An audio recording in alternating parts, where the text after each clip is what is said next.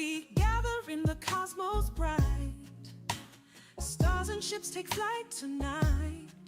In the void where dreams do play. Soul citizens lead the way.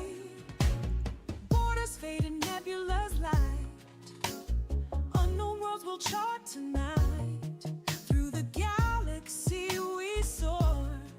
Endless journeys at our core. Borders fade in nebula's light. Unknown worlds will chart tonight. Through the galaxy we soar. Endless journeys at our core. Starry roads in endless skies. Soul citizens we rise. Charting courses never lost. Together the verses crossed. Squadrons call on the horizon. Battles fought, our hearts aren't frightened. In our ships we face the dawn. Soul citizens carry on. Oh, planets spin and light years fly. Boundless space where hopes reside. Brotherhood in every star. Soul citizens, here we are. Borders fade in nebula's light. Unknown worlds will chart tonight. Through the galaxy we soar. Endless journeys at our core. Starry roads in endless skies. Soul citizens we rise. Charting courses never lost. Together the verses crossed.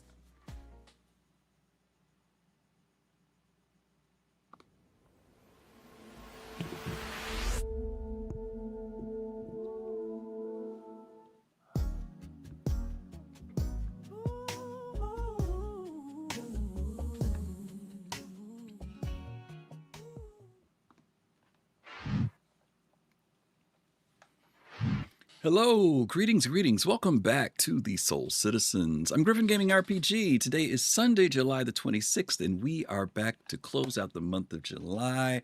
Hope you guys are doing well. And today joining me is a couple of the good Soul Citizens. Been around, one of the old guys, one of the young guys.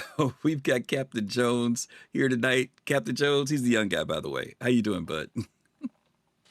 Doing well, Griff. How's all my soul friends doing out there? Yeah, I guess they're all doing okay out there. We have to get some shout outs in a couple seconds and see who all's here. We know we started a couple minutes late, but we're glad you all are patiently been waiting for us.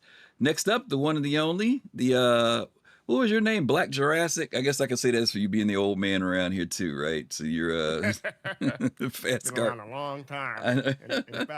In fact, I'm wearing a red shirt, so if anything happens today during the show, it happened to me first. Oh, you got your red. Be safe. Yeah, that's the red shirt. That's right, because I forgot you ordered that not too long ago, right? The red one. A month 'Cause- ago, yeah, something like okay, that, yeah. I've never seen it before. So okay, it looks pretty good.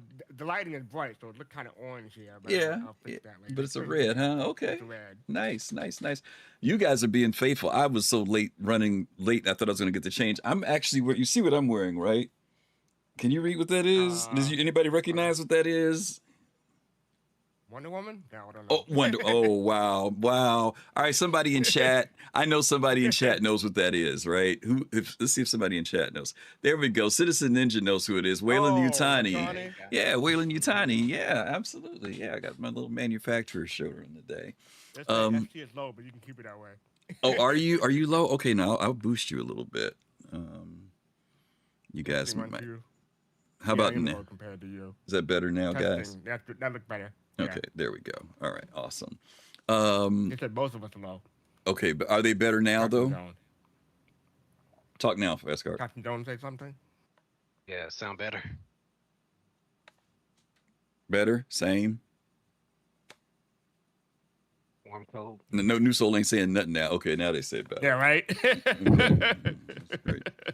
All right. Well, hopefully that'll be a little bit better, and I'll pull mine down some so it's not off balance there. Okay.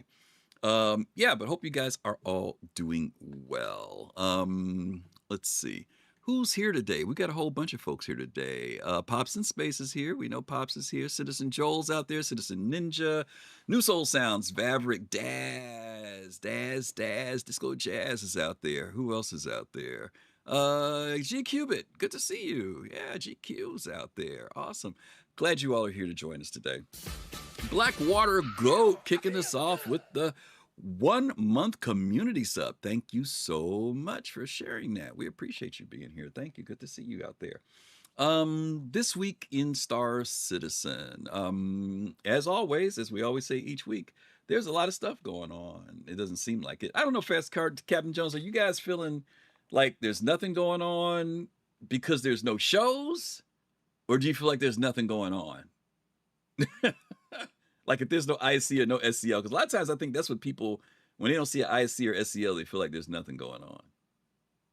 Now, because some people that's all they follow. They only follow their SCL or ISC, but there are quite a few stuff going on this week. But we're getting to that in a moment. But I don't know how the community feels. Maybe they feel like there's nothing going on, but for me, it's fine. Yeah, Cap, what about you? Yeah, I could see why people might feel that way. Like FC said, a lot of people's main tune is the shows, and they stick with that to keep them informed. But Yeah. there's plenty going on.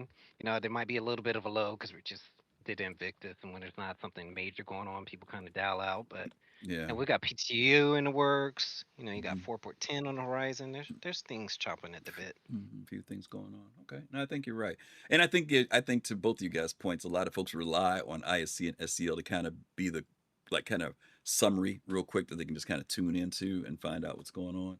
And I felt that way at first. I was like, what's really going on this week? But then, of course, I went to the Star Citizen, what's it called? Their feed to see what they've been talking about. And ultimately, there was a lot of stuff that we have going on. So let's tackle one of the things that is not in the feed.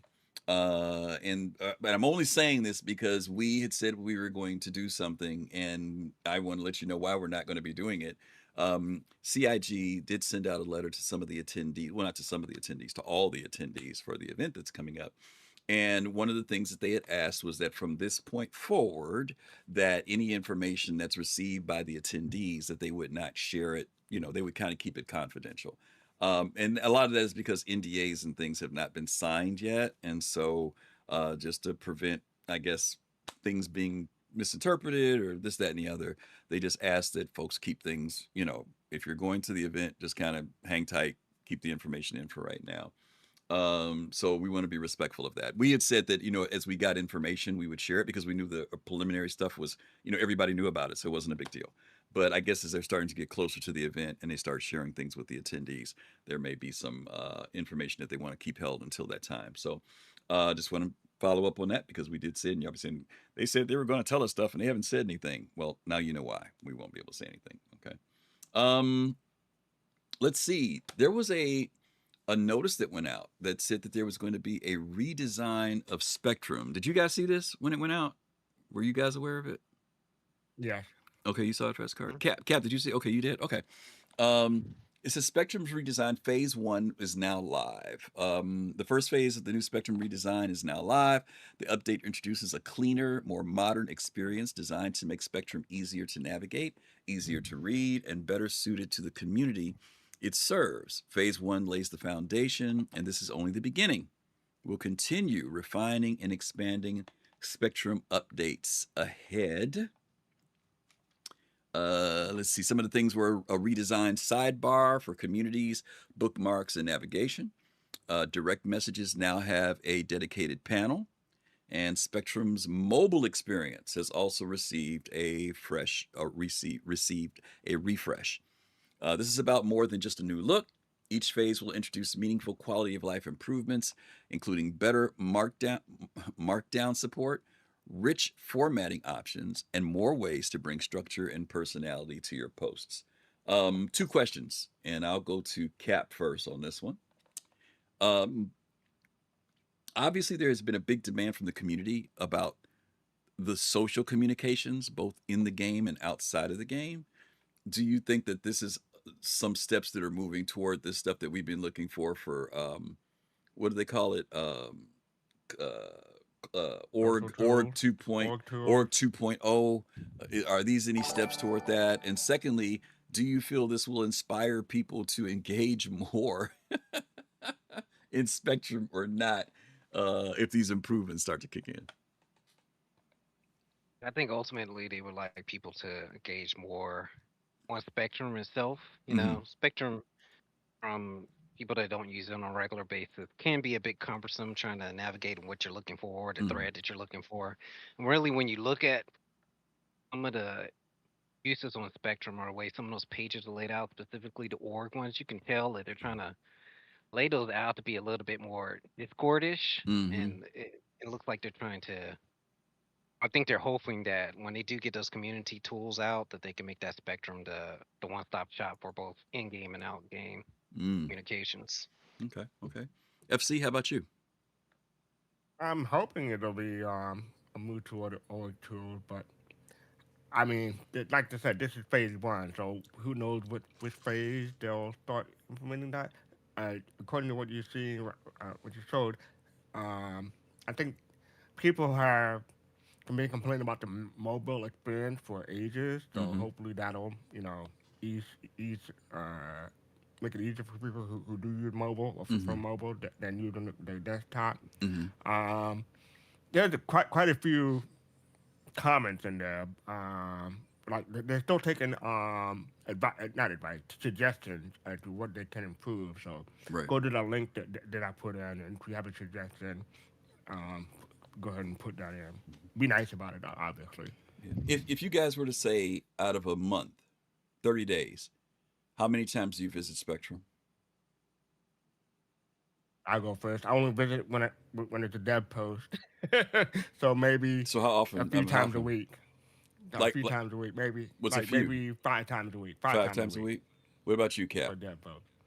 Yeah, I wouldn't say I'm that high. More like two on average. If there's nothing going on, yeah, I'll pop in every now and then. You know, if there's something related to the PTU, I'll check it out. But other than that, yeah, not that often. Okay, my next question to you is, do you go there because of what CIG has to say or because of what the community has to say?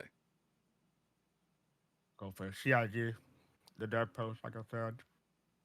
You don't ever read what the Here's almost- community has to say? I'm not saying it in a bad way. I'm just asking. You don't ever read what the community has to say about stuff? Typically, not really. I don't want to say I avoid it. I just have other stuff going on. Like if something a community post or dev reply to, I'll look at it. But other than that, no, I don't seek it out. Okay, that's fine. Captain Jones, what about you? Yeah, mine's a bit of a blend. You know, sometimes I'm going on there to see what the devs say, maybe about a patch or a fix that I'm interested in. Mm-hmm. Then if there's something, you know, really that interests me personally involved with the community, I will go on and see what it says. You know, type Mm-hmm. of feedback on certain time it changes. I remember when Galaxy Gate happened, I was on there like all morning. So Mm-hmm. it really depends on the moment. It varies. Yeah. And I'm gonna ask one more question. Even though I keep saying I'm gonna ask this is my last question. Do either of you are you both concierge? Yes. Do you ever go to the concierge specifically to see what's being said there? Oh. No. Rarely. I would say years ago, I would hop on there Yeah. pretty regularly, but now, yeah, I haven't really found value with it. Okay. And what I I'm think I went more. I Mhm. think I meant more of it when I first became concierge, but it fell off Right. after that. Okay. I might be asking these questions because I'm wondering that with the improvements, I mean, even though they said they're not just these, superficial things, but I'm wondering what will be the thing that makes people use Spectrum more. Like what will draw them in. For some people, it is the drama, right? I mean, they want to see what the community's saying. That's what they look for. And like you said, fastcart, for some people, it's like whenever the devs are posting. Some people might even like a certain dev when that particular dev is posting something. They definitely want to read what that person has to say, right? Some people are into what the community managers have to say, so they'll tune in for that. But I'm just wondering, the way they seemed like they wanted Spectrum to be was that it was this communications thing for the verse, right? Not just for development, but for everything. And I'm just really curious to see whether or not it will become much more vibrant. I know a lot of people don't like Spectrum and its layout and stuff, and they say it's horrible. But if you were around back when the original Spectrum was out, you'd think this was a gold mine. It is not the best layout, and I'm glad the CIG is addressing it. But I am curious about what's going to make players integrate and start using it more. And so we'll have to see. Like you said, fastcart, this is just phase one of what they're doing. So we'll see where it goes from there. Next thing up, Twitch drops. Foundation Festival coming up. Fastcart, would you read that one for me, please? Yeah, Twitch drop Foundation Festival 2026. Foundation Festival is coming, and so are new Twitch drops from July 29th through August 12th. Watch any drop-enabled Star Citizen stream for a total of 4 hours to unlock the Atlas Foundation Fest livery or library for free. This year, we're also trying something new to celebrate creators who bring Star Citizen communities together. Subscribe to any participating streamer in the Star Citizen category during the campaign window, and you'll receive a brand new lockbox replica, a rare decorative item that hasn't been seen since 2022 Star Citizen World Tour. Very cool. Okay. And an example of some of those items is right there. That's what they're looking to do. What do you guys think about the skin and the lockbox idea? I like the fact that they're starting to lean into the Twitch drops more. You know, starting to pick up that pace. They really hadn't been doing that for years, doing far between. So anything that you can get for free, I'm all about in Star Citizen. That brand new box was only through Star Citizen, so that gives people a chance to grab that who wasn't able to get it a few years ago. I think it's cool. I hope they keep it up. Okay. How do you guys feel about CIG offering certain items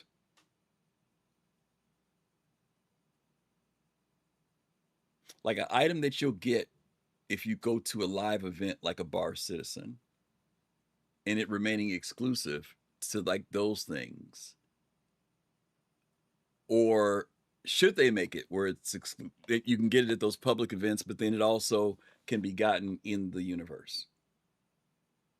Griff, I don't know if you read my mind, but I was about to say a troll. I was about to say, darn it, they shouldn't be giving away that lockbox because they were supposed to be Bar Citizen Pacific in 2022. They should be bringing those back. I was just about to troll. I mean, I see both sides. I'm just curious as to what you guys think. How do you guys feel about that? I'm okay with it because it's a lockbox. It's a flair item. It doesn't really change the character or change your ship or whatever. It's just a decoration item. So Does it give you okay bragging rights when you've got one and I come to your house and I say, where'd you get that from? And you're like, oh, I got that back in 2016 and I don't have one? Me specifically, no, because I got so much crap in my account from being from 2012. Yeah. Okay, so for you don't care. No. So for you don't care. Really, yeah, for you don't care. All right, what do you think, Captain Jones? Yeah, I've always wanted SIG, and I thought it was that way for a while, but we started to see some old things come back. I always wish that SIG did have point of time items that you can kind of, I was here type of thing that, like you said, when you do show up somewhere, like, where'd you get that from? Well, I got that back in 2015, 2016. There's opportunities for them to do that. I'm a little bit on both sides when it comes to the lockbox, bonding thing specifically, because not everybody has the ability to travel to the bar center, and it's kind of cool to Right. for them to get something that they couldn't get before. And I think they're using this more of a carrot because they know people wanted it and they're hoping that it will draw people in. But I hope in the future there's a bit of exclusivity to some of the things you get. Like once you get it, those are your bragging rights, and close that door. I would love to see it happen in such a way that, well, there's a couple ways I can see them doing it. One is I could see, like, if it's the lockbox that you get at a Bar Citizen, maybe it just is a distinct color pattern, right? But you can still get one later, but it just won't have that. That'll be like a unique, maybe like I say, it's gold and black, right? That's like the one you get at the Bar Citizen. But later on, they make some other ones, some silver ones, some red ones, or whatever, and people can get them. The other reason why I like a little bit of the exclusivity is that, and I don't like it if it's bound to the account. Now, this is going to sound kind of crazy when I say this, but let's say something that fastcart has something that I actually want that he's made, and I'd be willing to trade my exclusive box to him, and he could have it as a way of currency or exchange. I would think that would be pretty cool, right?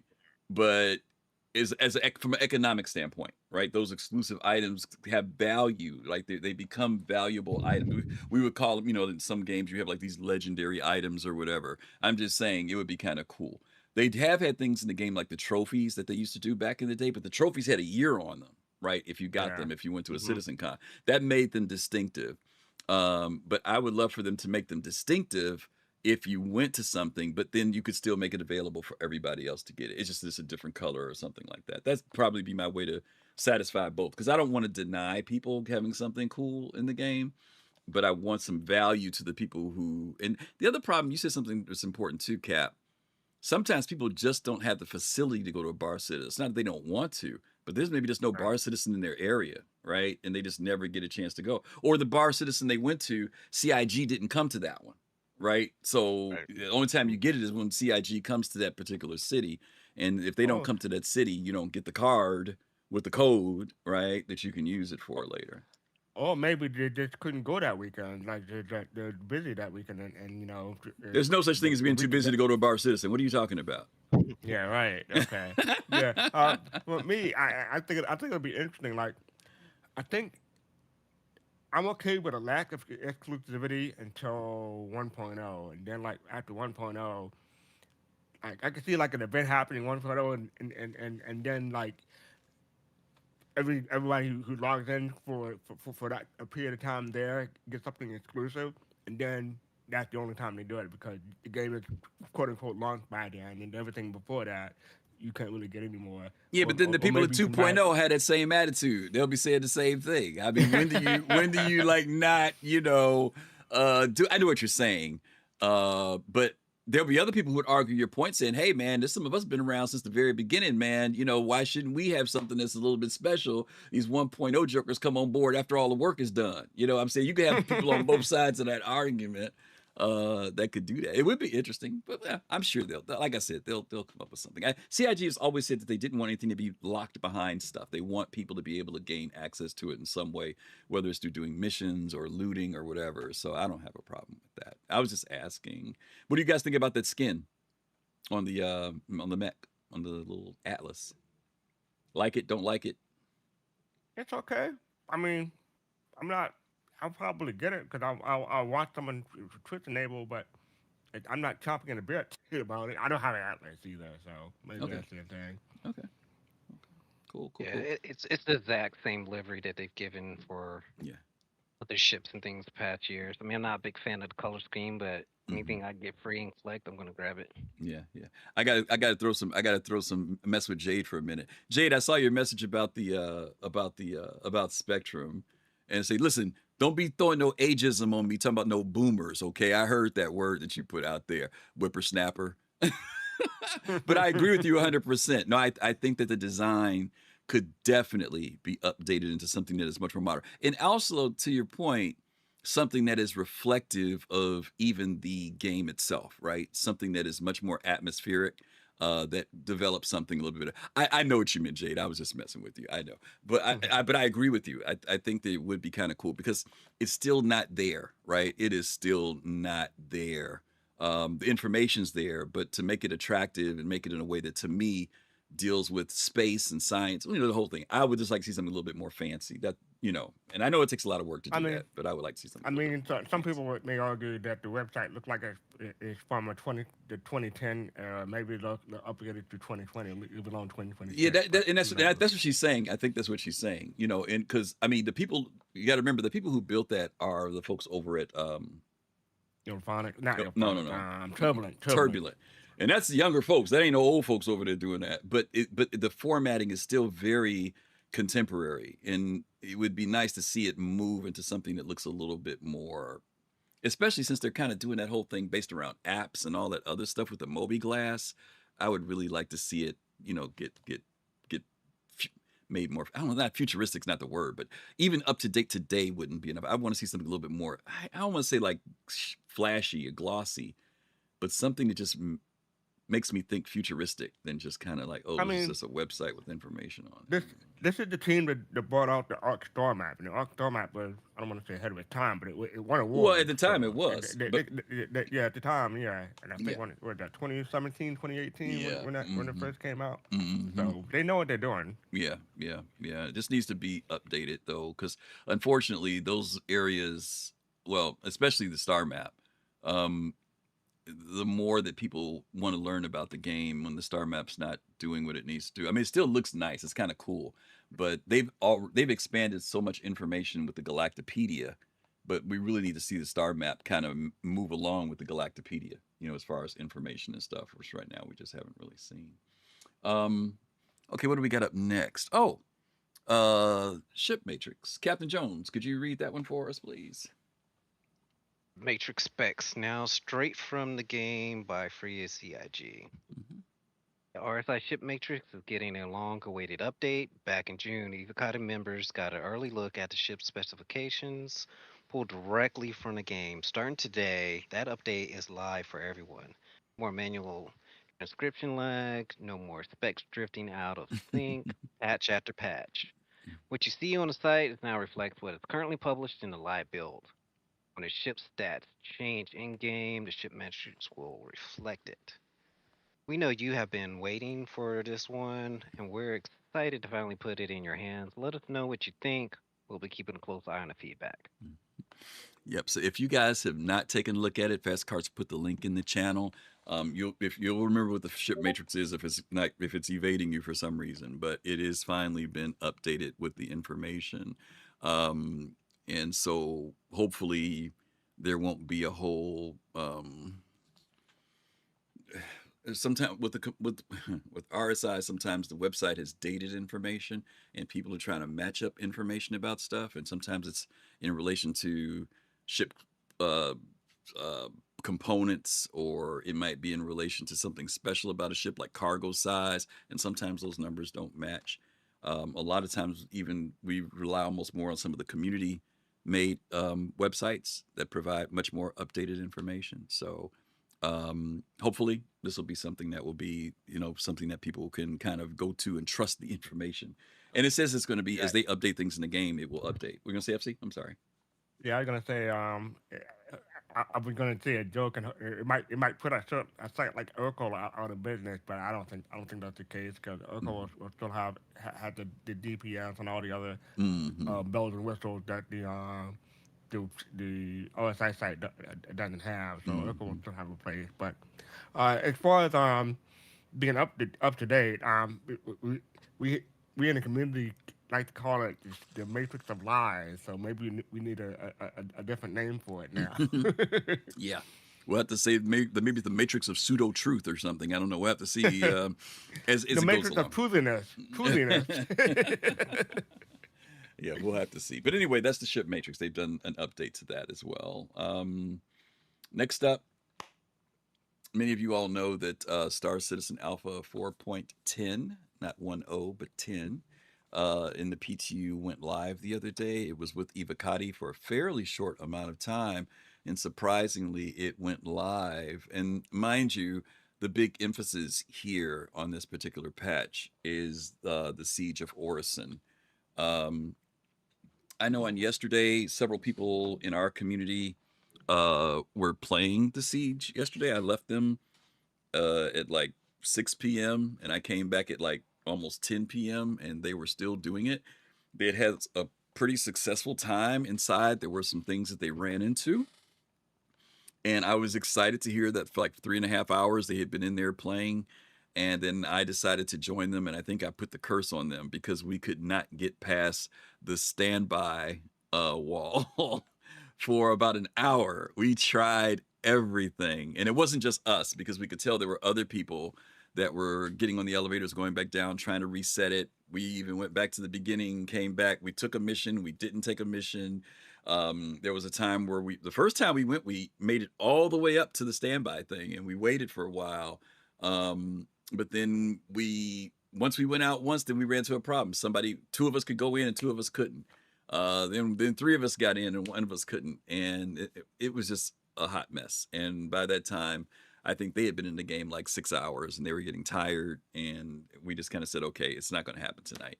So there's still some issues going on. Captain Jones, I know that you normally have had time to delve into stuff like that. Have you spent some time in with the new 4.10? Yeah. My specific interest has been the Siege. I was always a Siege fan, so anytime I had a Mm-hmm. chance to jump in, I tried it out.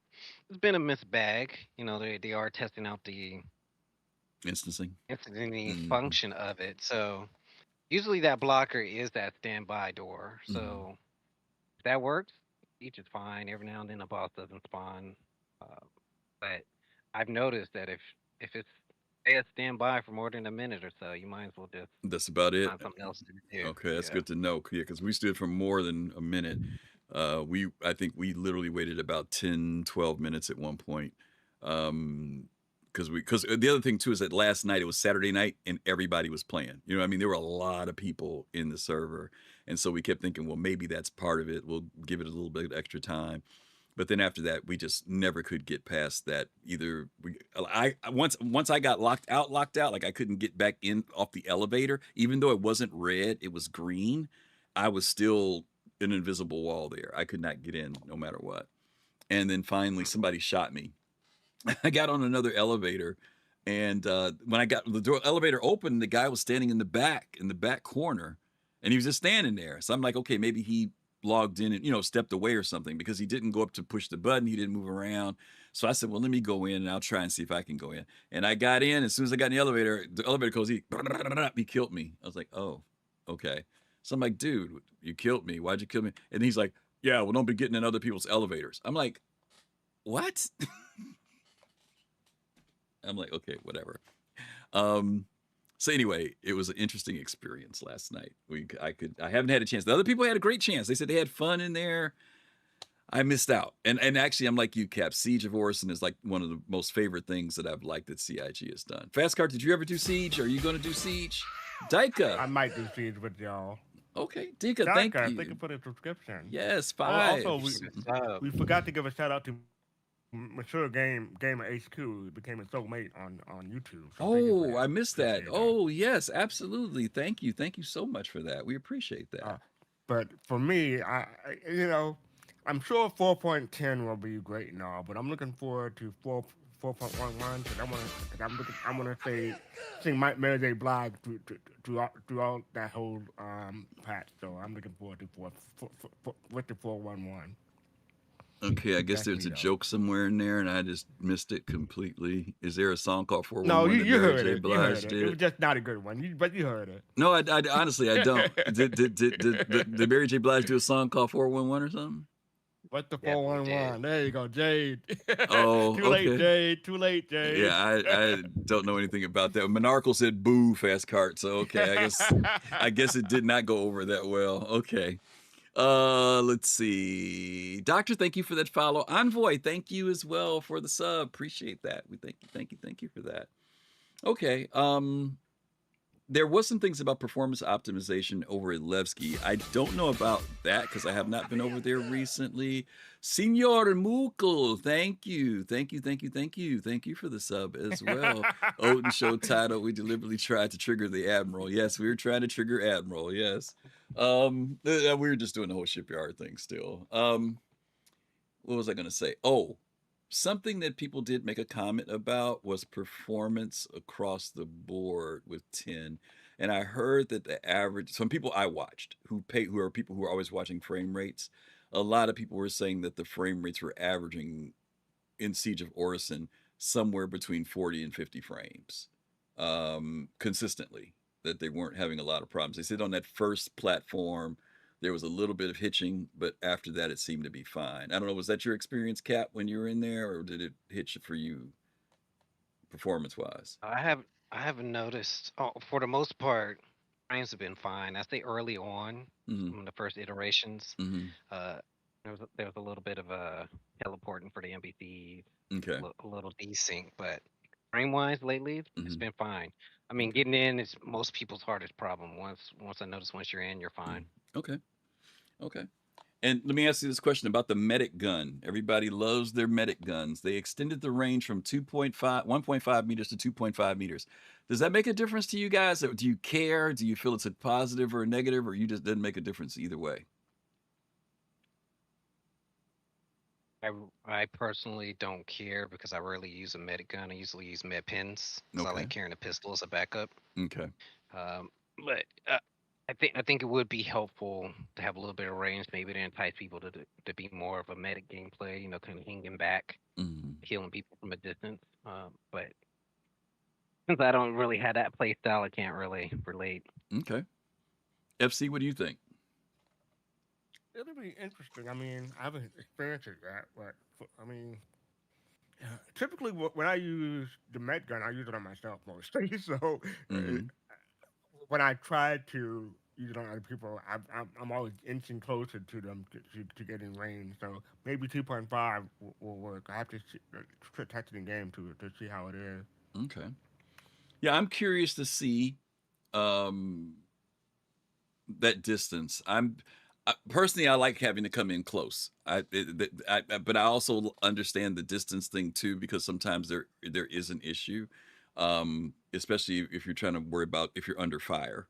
So a lot of times when someone goes down, they are not necessarily in a position where they're still in the area where they're exposed. And if a medic reaches up to them, if a medic can find cover and have a little bit of that extra distance to raise someone, then that's kind of good, you know, versus a medic having to literally be out in exposed as well, trying to raise somebody up. So it was. We'll see. I'm curious to see if that meter is going to make a difference or not. It may not for some people, and for some people they may be happy because for people who are doing medical gameplay, I think for people like that, they're going to definitely think it's a good thing. Um, okay, cool. And then last but not least, sneak peek. Say hello to my little friend. Um, a lot of stuff in here that I want to ask you guys about. I'm not going to even talk about it. I'm just going to ask you. I'll go with you, fastcart, first. When you see this, what are your thoughts on this particular sneak peek? I just love the caption for it because I'm like, wait, they never used that caption before. After 14 years, this is the first time using that caption. Mm-hmm, I was mm-hmm. surprised. Yeah. So yeah, I mean, that's the heavy machine gun, and it. Uh, I've seen the videos and everything of it. I'm willing to try, but I'm not sure if it'll be my bag. But I do like the like I do like the look of it, and I do like the way it sounds and everything in game. Looking forward to trying it, but I'm not sure if it'll become my thing. Okay. Okay. Captain Jones, what do you see in this picture? What are your thoughts? Yeah, it's definitely the heavy machine gun. I mean that machine gun and armor is lootable now in the PTU.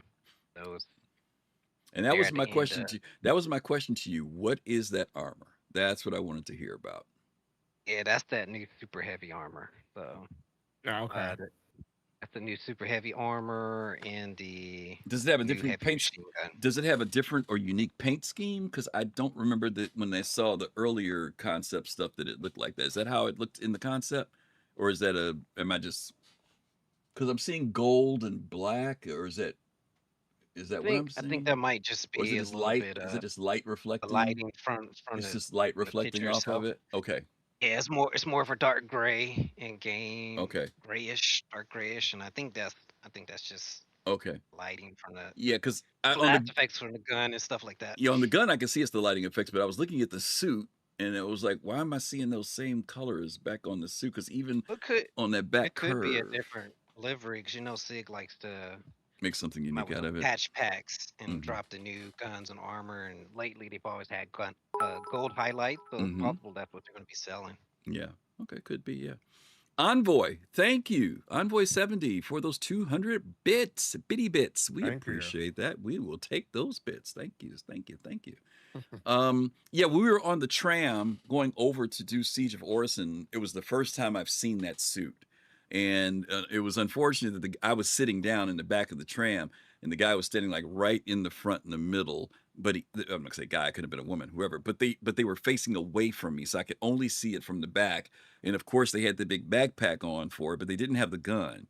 And or I don't think they had the gun. Maybe they did have the gun because I was on the left side, so I couldn't tell. But anyway, I was like, what freaking armor is that? Because I had not seen it in the game yet.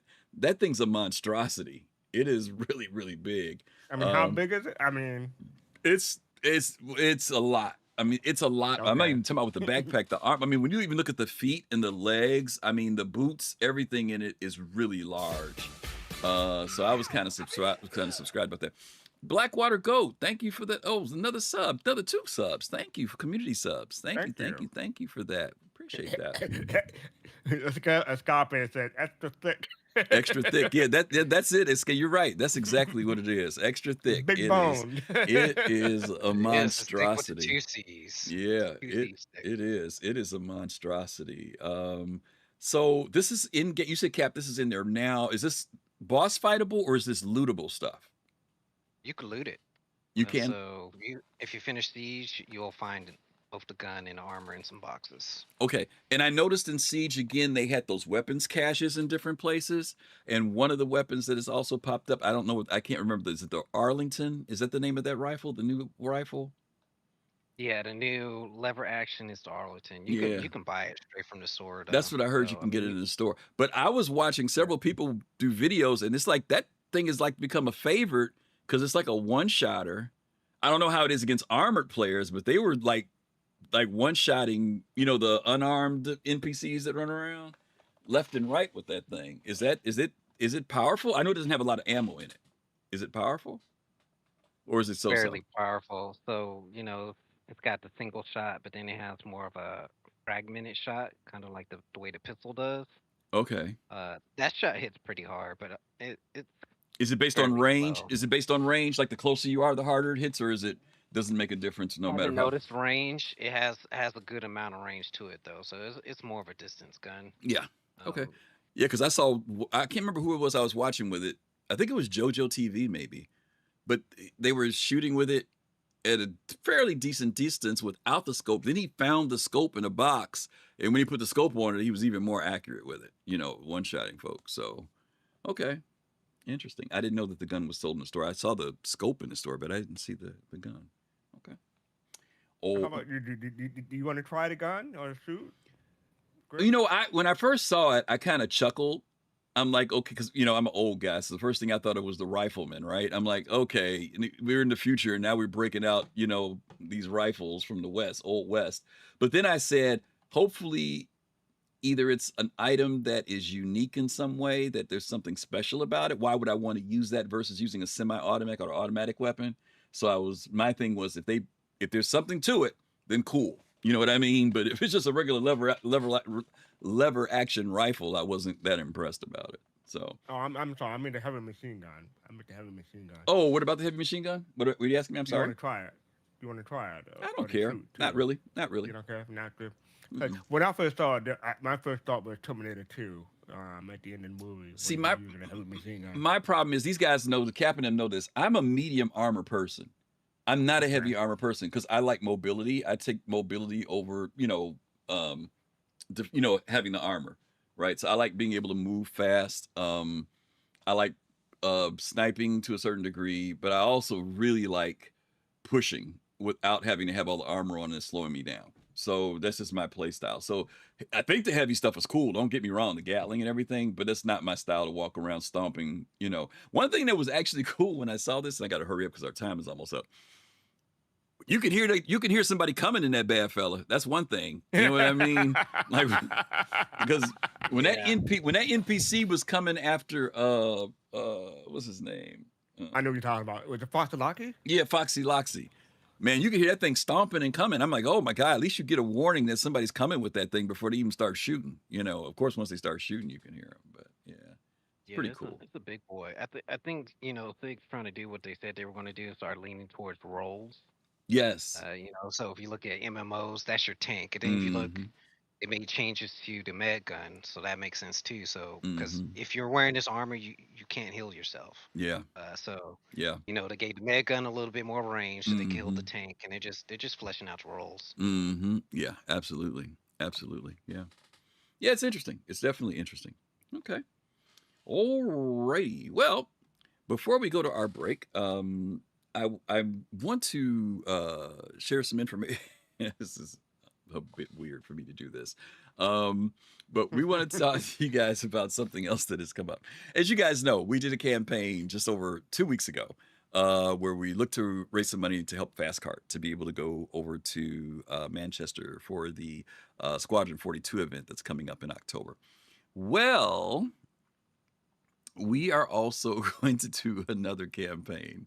Would it be easier if I did it for you, Griff? Yeah, it would be too. I mean, yeah, it's up to you. I mean, I can do it if you want. you can do it. All right, so all right, I'm gonna let you do it. Let's see if you can do it. Let me put the link in, and then I'll say. Now, let me say this before. Let me say this before you jump in. The reason why this is coming up is because Sirius and I did not talk about this very much because we had always been a little bit on the fence of being able to go to this thing, but we wanted fastcart to go. Sirius and I have been to the UK. We went to Manchester 2 years ago. We got a chance to go to the CIG studios, and we got a chance to go to CitizenCon. And so, we were like, okay, we've done this before.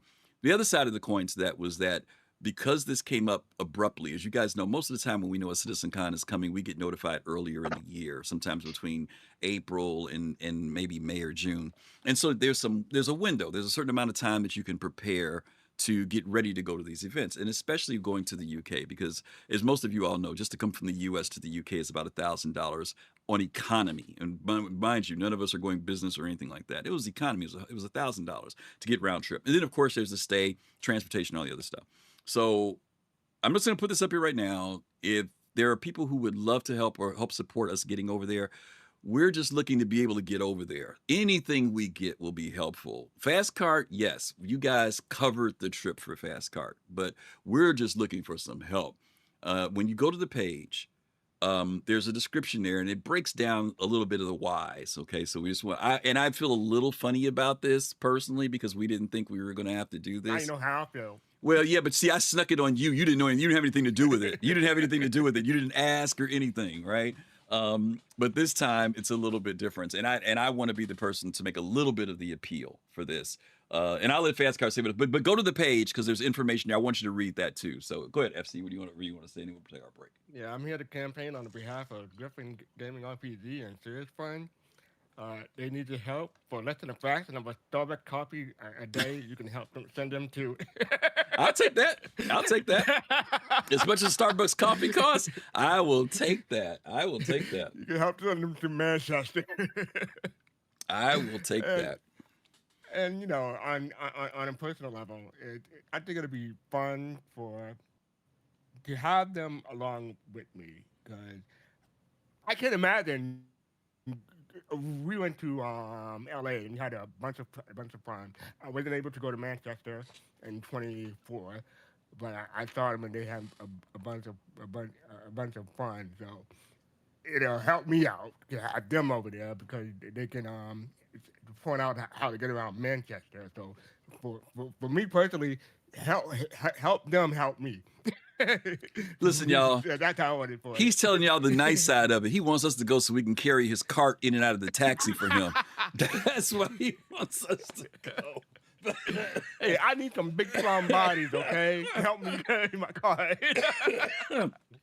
But anyway, we'll have this information up. If people are able to help, we'd appreciate it. We get both serious. Now, anything helps. Believe me, even though there's a target goal there.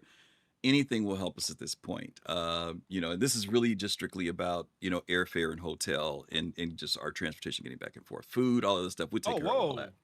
What's the matter? Hit reload. Hit refresh.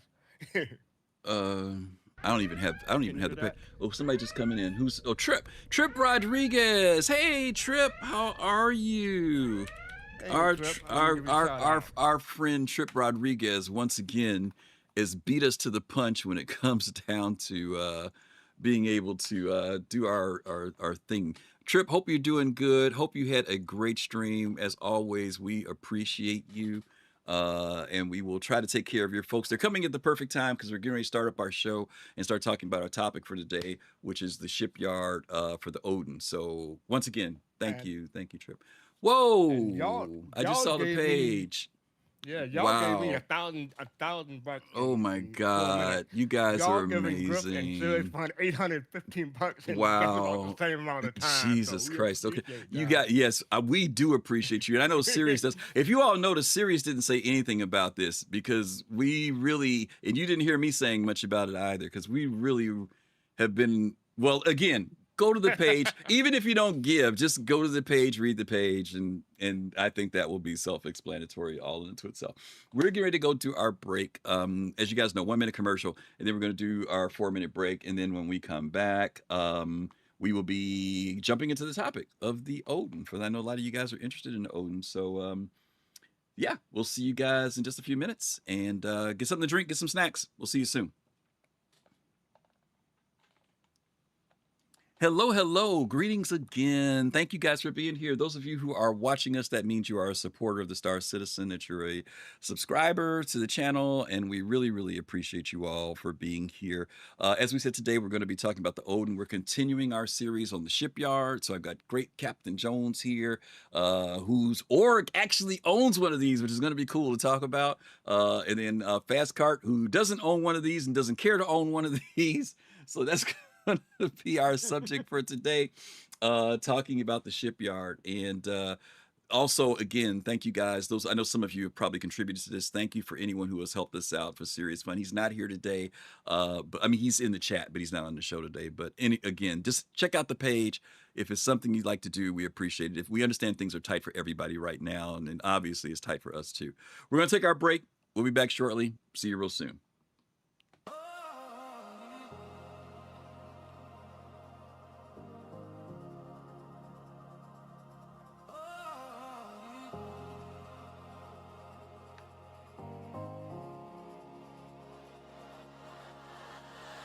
On and on across the stars we fly, so citizens, bringing us that endless sky.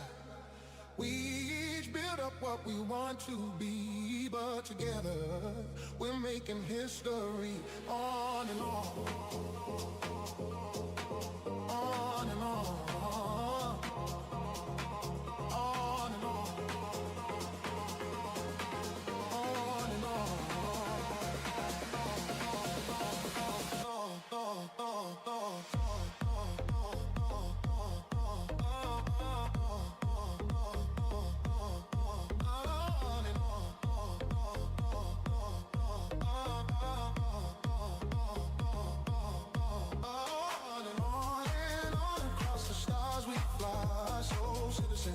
Bringing us that endless sky. We each build up what we want to be, but together we're making history. On and on, on, on, on, on, on, on and on,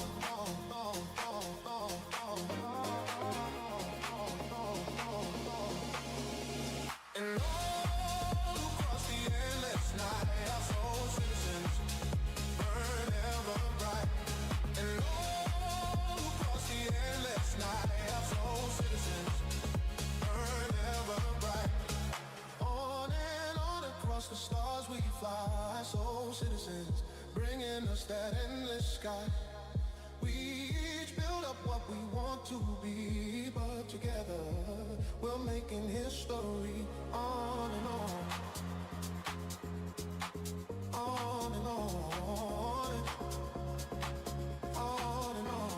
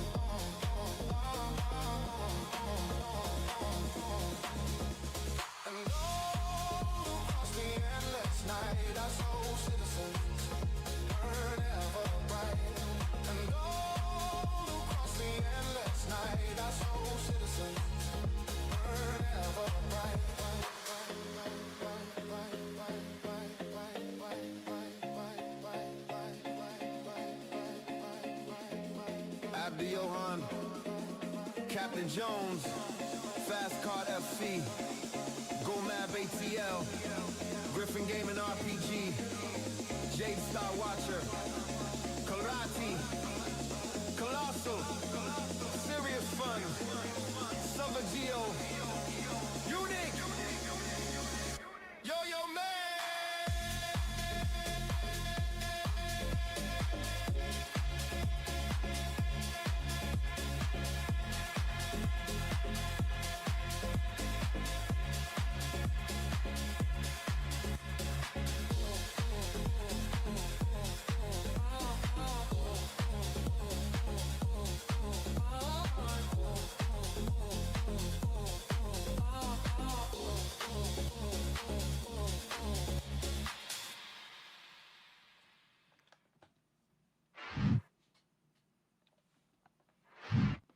Hey, welcome back. Greetings, greetings. Welcome back to the Soul Citizens. We have had our break and hope you got a little break in too. Got something to snack on, something to drink. And today we are returning back to our series on Shipyard. And we kicked it off. We're going to do this like each month. We're kind of doing one of these each month. And so last month, the last week of last month, we did the, what's that thing called? The bingo carrier. We started with the bingo. And it was the bingo, right? It was the bingo.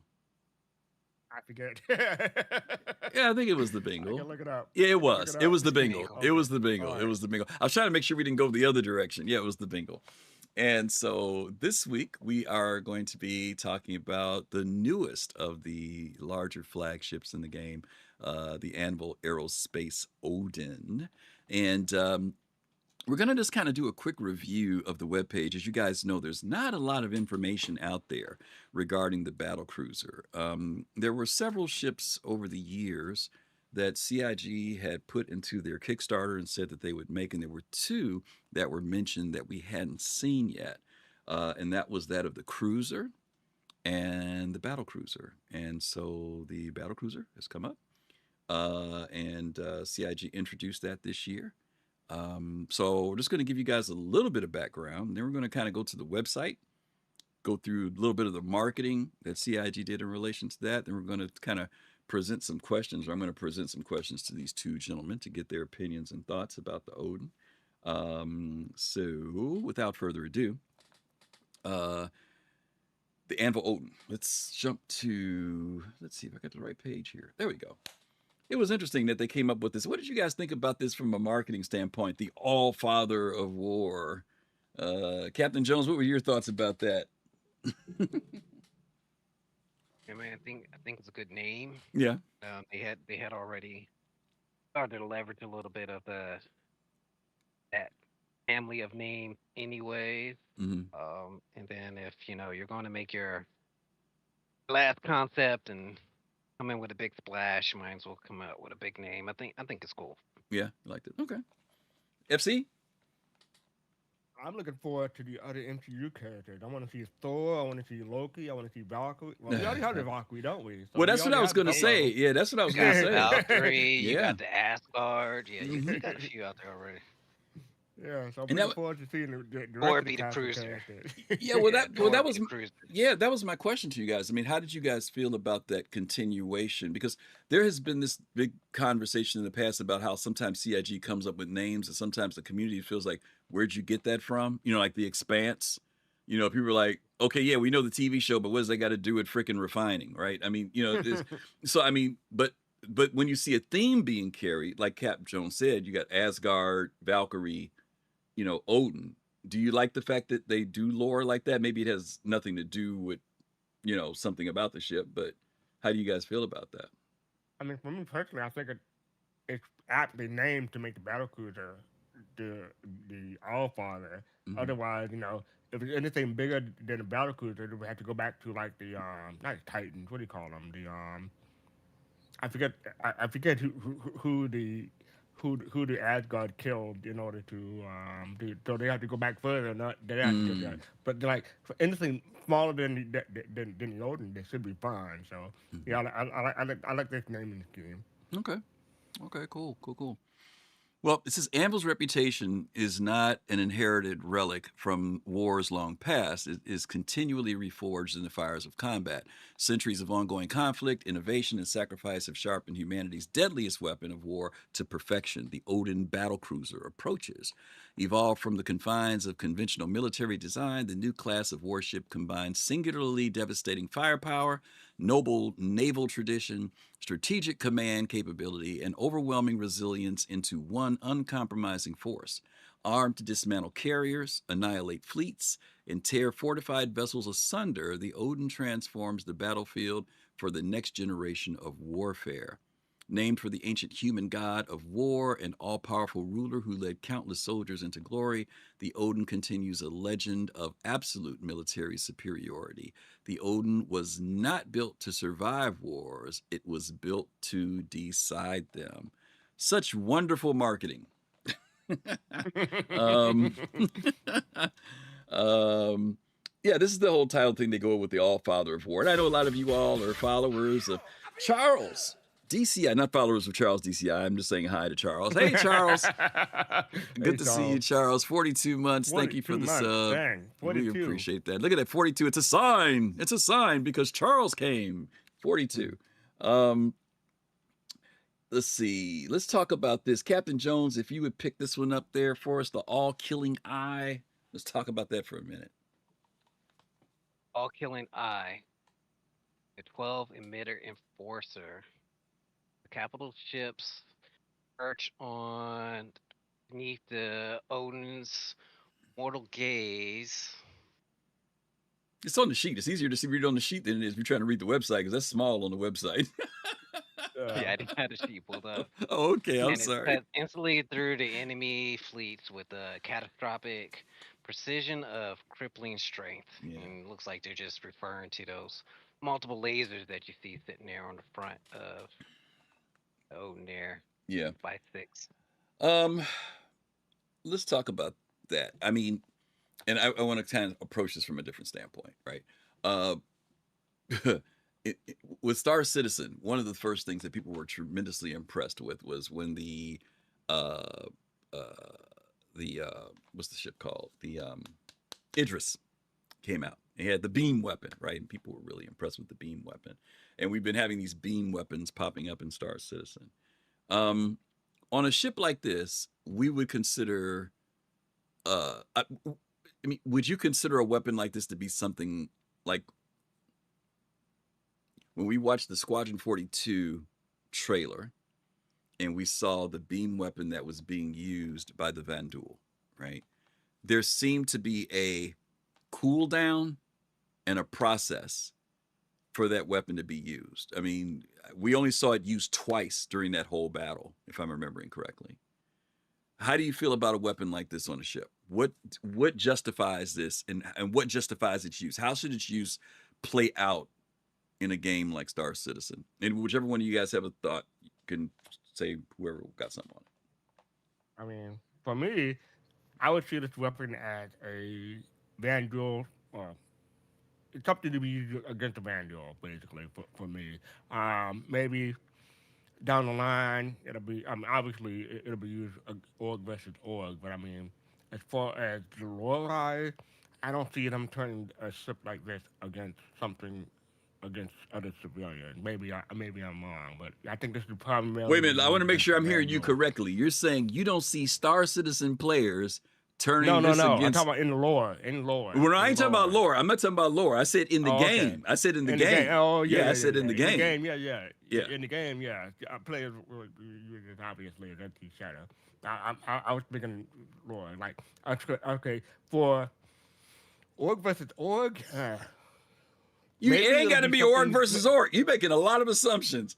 You think that these Now, people are going to say, you we're asked only me. going to You fire. asked Wait, no, me. hear my question. Hear my question now. You're saying, we're only going to fire up the laser when we're going against an org. Is that what you're saying? When you say org No, versus org? I'm saying like maybe it'll be against org. I'm just messing with him, y'all. Bring it against the other org, or it'll be used against a station. These jokers will shoot you in your raft with this thing. They ain't gonna limit it to nothing.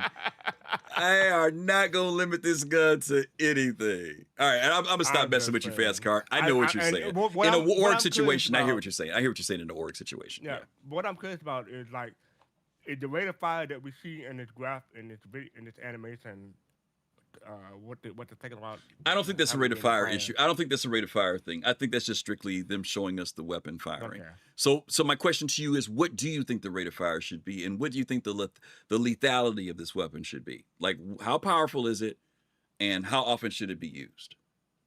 Lethality, I can't really speak to. I have to think about that. But as far as how often were you able to use the wave motion gun in Star Blazer? I'm saying that'll be too slow. But maybe once every 30 seconds, it'll probably be faster than that. But I'm saying for something that powerful, as powerful as it seems it could be, maybe once every 30 seconds. But I think it'll be once every 10 seconds. Okay, 10 seconds. Okay, once every 10 seconds. All right, Captain Jones, what are your thoughts?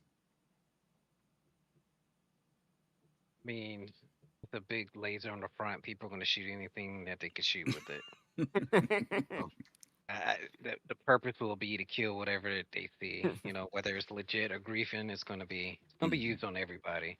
As far as frequency of fire, I would hope that it has some ramp up time, or not some ramp up time, some significant cooldown time. Mostly because once again, we got an immense amount of power at the hands of the pilot. So, and in a ship like this, the pilot should be piloting, and maybe you got a tactical officer handling this portion.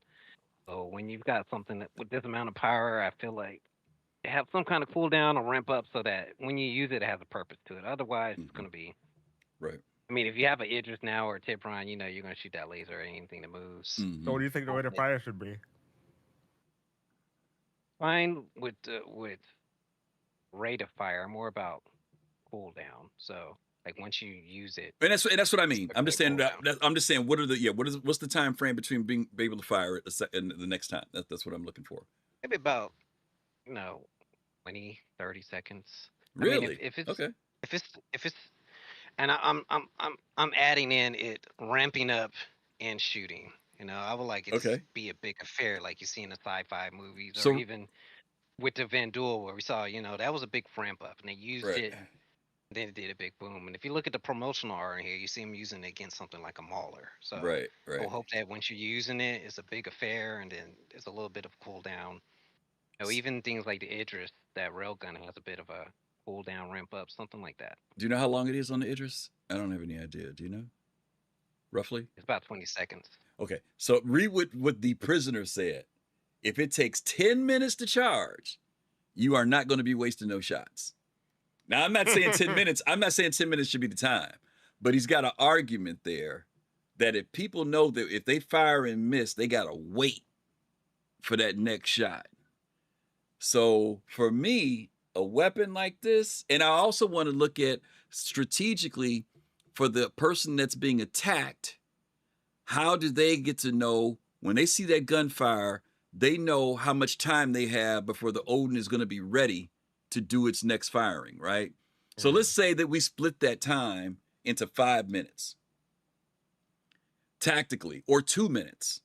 Once it's fired, we know we got about 2 minutes, because I think Captain Jones said something that's important. If the rate of fire is too quick or the cooldown is too quick, people will rely on this weapon and not rely on all the other weapons on that ship. There's a ton of weapons on this ship.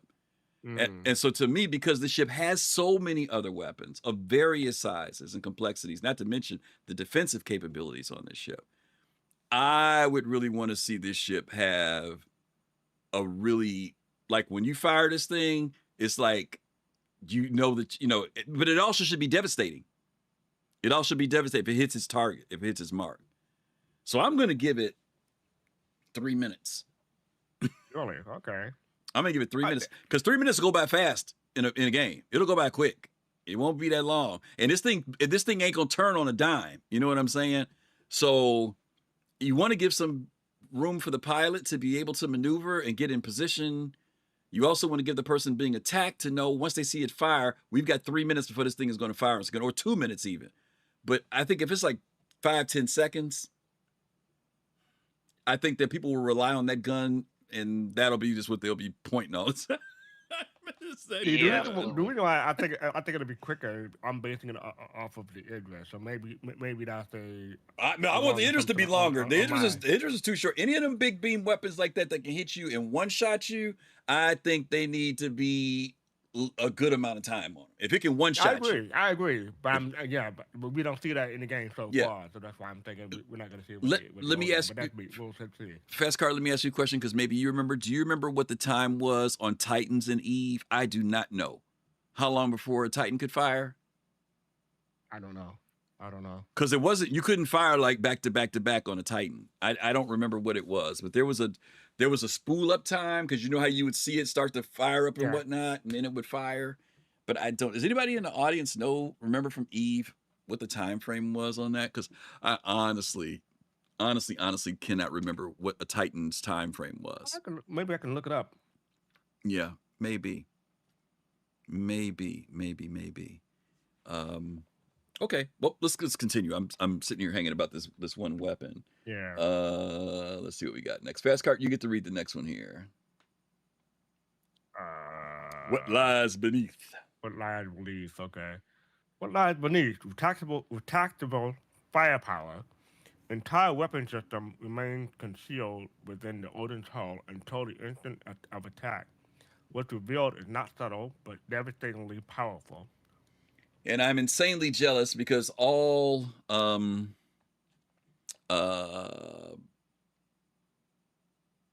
origin ships should be like this.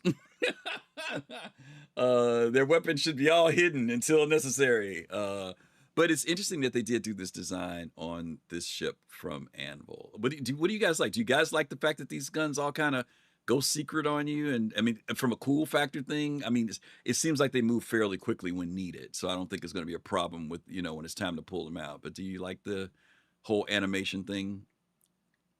I like the animation. I think it should be slowed down for something this big. Maybe it will be, or maybe this is just the animation. It's just the It's animation, sped I would up. assume. Yeah. Yeah, but like for me, something this big, I want to say maybe 3 or 4 times longer than what we see right now. Woo, really? Yeah, I mean it thing is big. Yeah, This thing that's is true. big. That's true. Yeah, I guess maybe 2 or 3. I could take 2 or 3. 3 or 4 might be a little long for me, but I'll take 2 or 3. Yeah, Okay. yeah. Let me ask you this, Cap. Do you think that this adds to the cost? In other words, the cool factor. If these guns were just static and didn't move, would that $5,000 price tag mean something, or is it worth $5,000 when you see all this stuff moving around, animated and everything, looking cool? Not worth 5,000 either way. But I think the main thing with the price is really, just the size. So if you're benchmarking off the ships that are under it, there's really no way for them to be able to sell it for less when you look at things like the Javelin and how much it costs. So, if you want to put in man hours for them having to factor in the animation and stuff, sure, I could see that dotted line. But yeah, I think the price is going to be that price no matter what they did. Yeah. I have an answer for the previous Okay. question about the Eve Online. Sure. According to what it says, the AI, a Titan can fire a standard high slot capital weapon every 5 to 45 seconds, depending on the weapon type, pilot skills, and module fit. So 5 and 45 seconds. So your module, depending on how you have the ship tricked out, And will your determine skills and your Oh yeah, configuration, skill, player yeah. skill, because player skill plays into Yeah. that in that game. I forgot about that. Yeah. 5 to 45 seconds. That's interesting because it always felt like it took a long time for them to fire that weapon. Time dilation. Oh yeah. That makes a big difference. Yeah, that makes a big difference. Yeah, because of time dilation. Okay. All right. Let's scroll on, as they say. Let's sail on to the next one. Where's my mouse at? I've lost my mouse. Let me move this one over here. I'll do it this way. At the core of combat. Is that where I'm at? At the core of combat? It says the bridge, though. There we go. That's why I wasn't showing the whole thing. Positioned high above the hull in classic naval tradition, the Odin's reinforced bridge grants commanding views of the battlefield for leaders to demand total control of the flight. One of the things I thought was interesting, because I heard players say this when this first came out, and when they said it, I was like, that's an interesting point. But now when I go back and read the marketing material, I realized that, oh, okay, they thought about that too. It's the fact that they say that the bridge is reinforced. And what I heard players say was, all you got to do is take out the bridge. You ain't got to worry about nothing. So do you think that they deliberately have, because they mention it here in the marketing, that the bridge is reinforced, that that's not going to be a thing? What do you guys think? They did mention the reinforcement to try to kind of soothe the angst of people worrying about the layout of that. Yeah, because all your But command people are up there, right? It's supposedly, yeah, right? I think it's a rule of cool. You know, we've got naval ships from the past set up with the the conning tower, and Right. then obviously it's the star blazers that they've pulled some of their design language from. But ultimately, no matter how reinforced it is, it's a weak point. So it looks cool, but I think from a straight battleship point of view, it should be in a more secured area. I mean, I don't know anybody who's not just going to focus all their efforts on that one area, no matter how reinforced it is. Yeah, I don't know if that ball thing, the sphere thing, is the shield like If the it's Star right, Destroyer, but shield, radar, whatever it is, yeah, I yeah. hear you. So Yeah, I can see that being targeted for that old Star Wars feel, but yeah, like Captain Jones said, really cool. yeah. Well, Cubit says when someone says just take out the bridge, I feel like they don't understand how big this thing is, which is another factor. I mean, the scale of this ship, that bridge is bigger than some ships in the game, you know. So I would be curious. Like I know guys, I hate to use it as a reference, but in Star Wars, there was a situation where, remember one time one of the Star Destroyers, a ship flew right into the Star Destroyer's bridge, and the ship kind of went and it lost control. Yeah.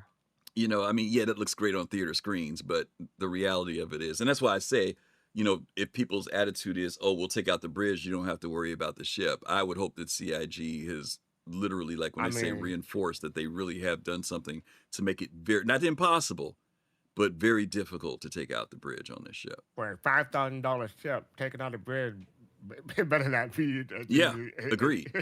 Yeah, agreed. Yeah. Agreed, 100%. Agreed. Okay. Let's see. Next category. Power. The power is in your hands, fastcart. The power. This is Captain Jones on this one. Sorry, Captain Jones. You read that one. Okay.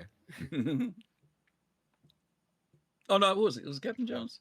Oh I yeah, think it's me. Yeah, it is I think made it it's was it. me. fastcart. Was it fastcart? Who was first last time? I don't remember who was first.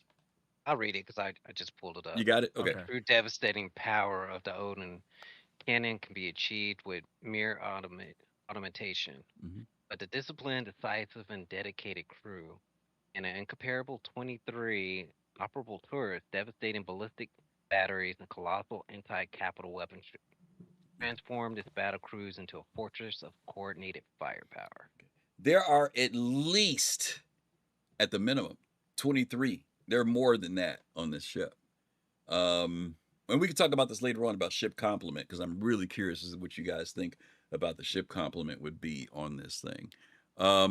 This ship is unique, guys, in the fact that it actually has a operator room where there's like all the operators are kind of together and they can operate different weapons on this ship together collectively, and there could be a coordination in there, which is very different from any of the other ships that we have in this game. Most people who are in a turret are isolated somewhere on their own.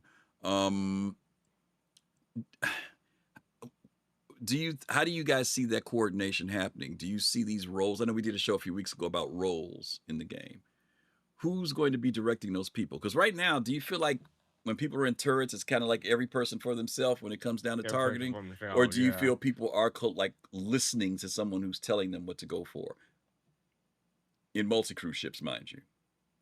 Well, I mean, for Soul Station, in the beginning, we were more every person for themselves, but I think more recently we become more focused power and like focused on this target.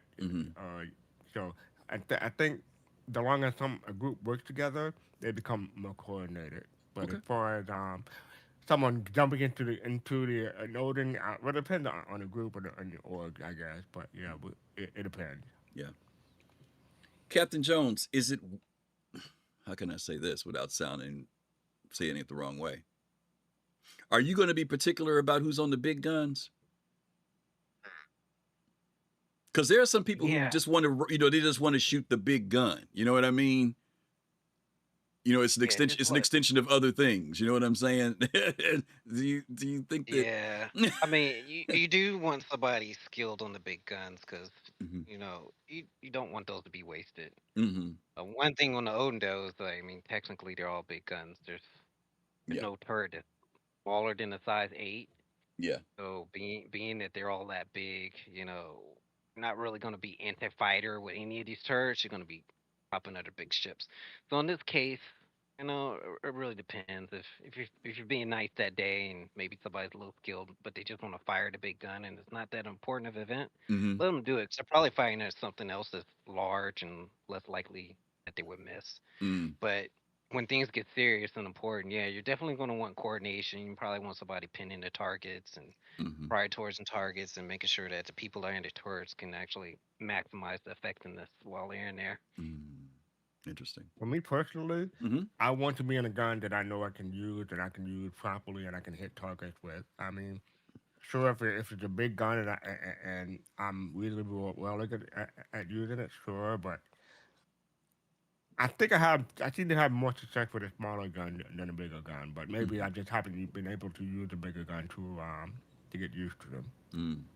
Okay. Yeah, I mean, I think to Cap's point, if you're in fleet battles, it is important to know what weapon to use when and on what target, right? Because to your point, Fastcart, who are the people who are taking on fighters versus who are people who are taking out escorts versus maybe whoever's the captain of the ship sees a ship that is the threat that they're fighting, right? And how to focus fire when necessary on those ships.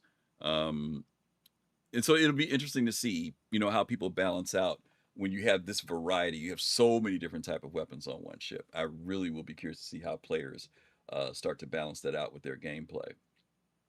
FC, renewed strength. Renewed strength, side hangers.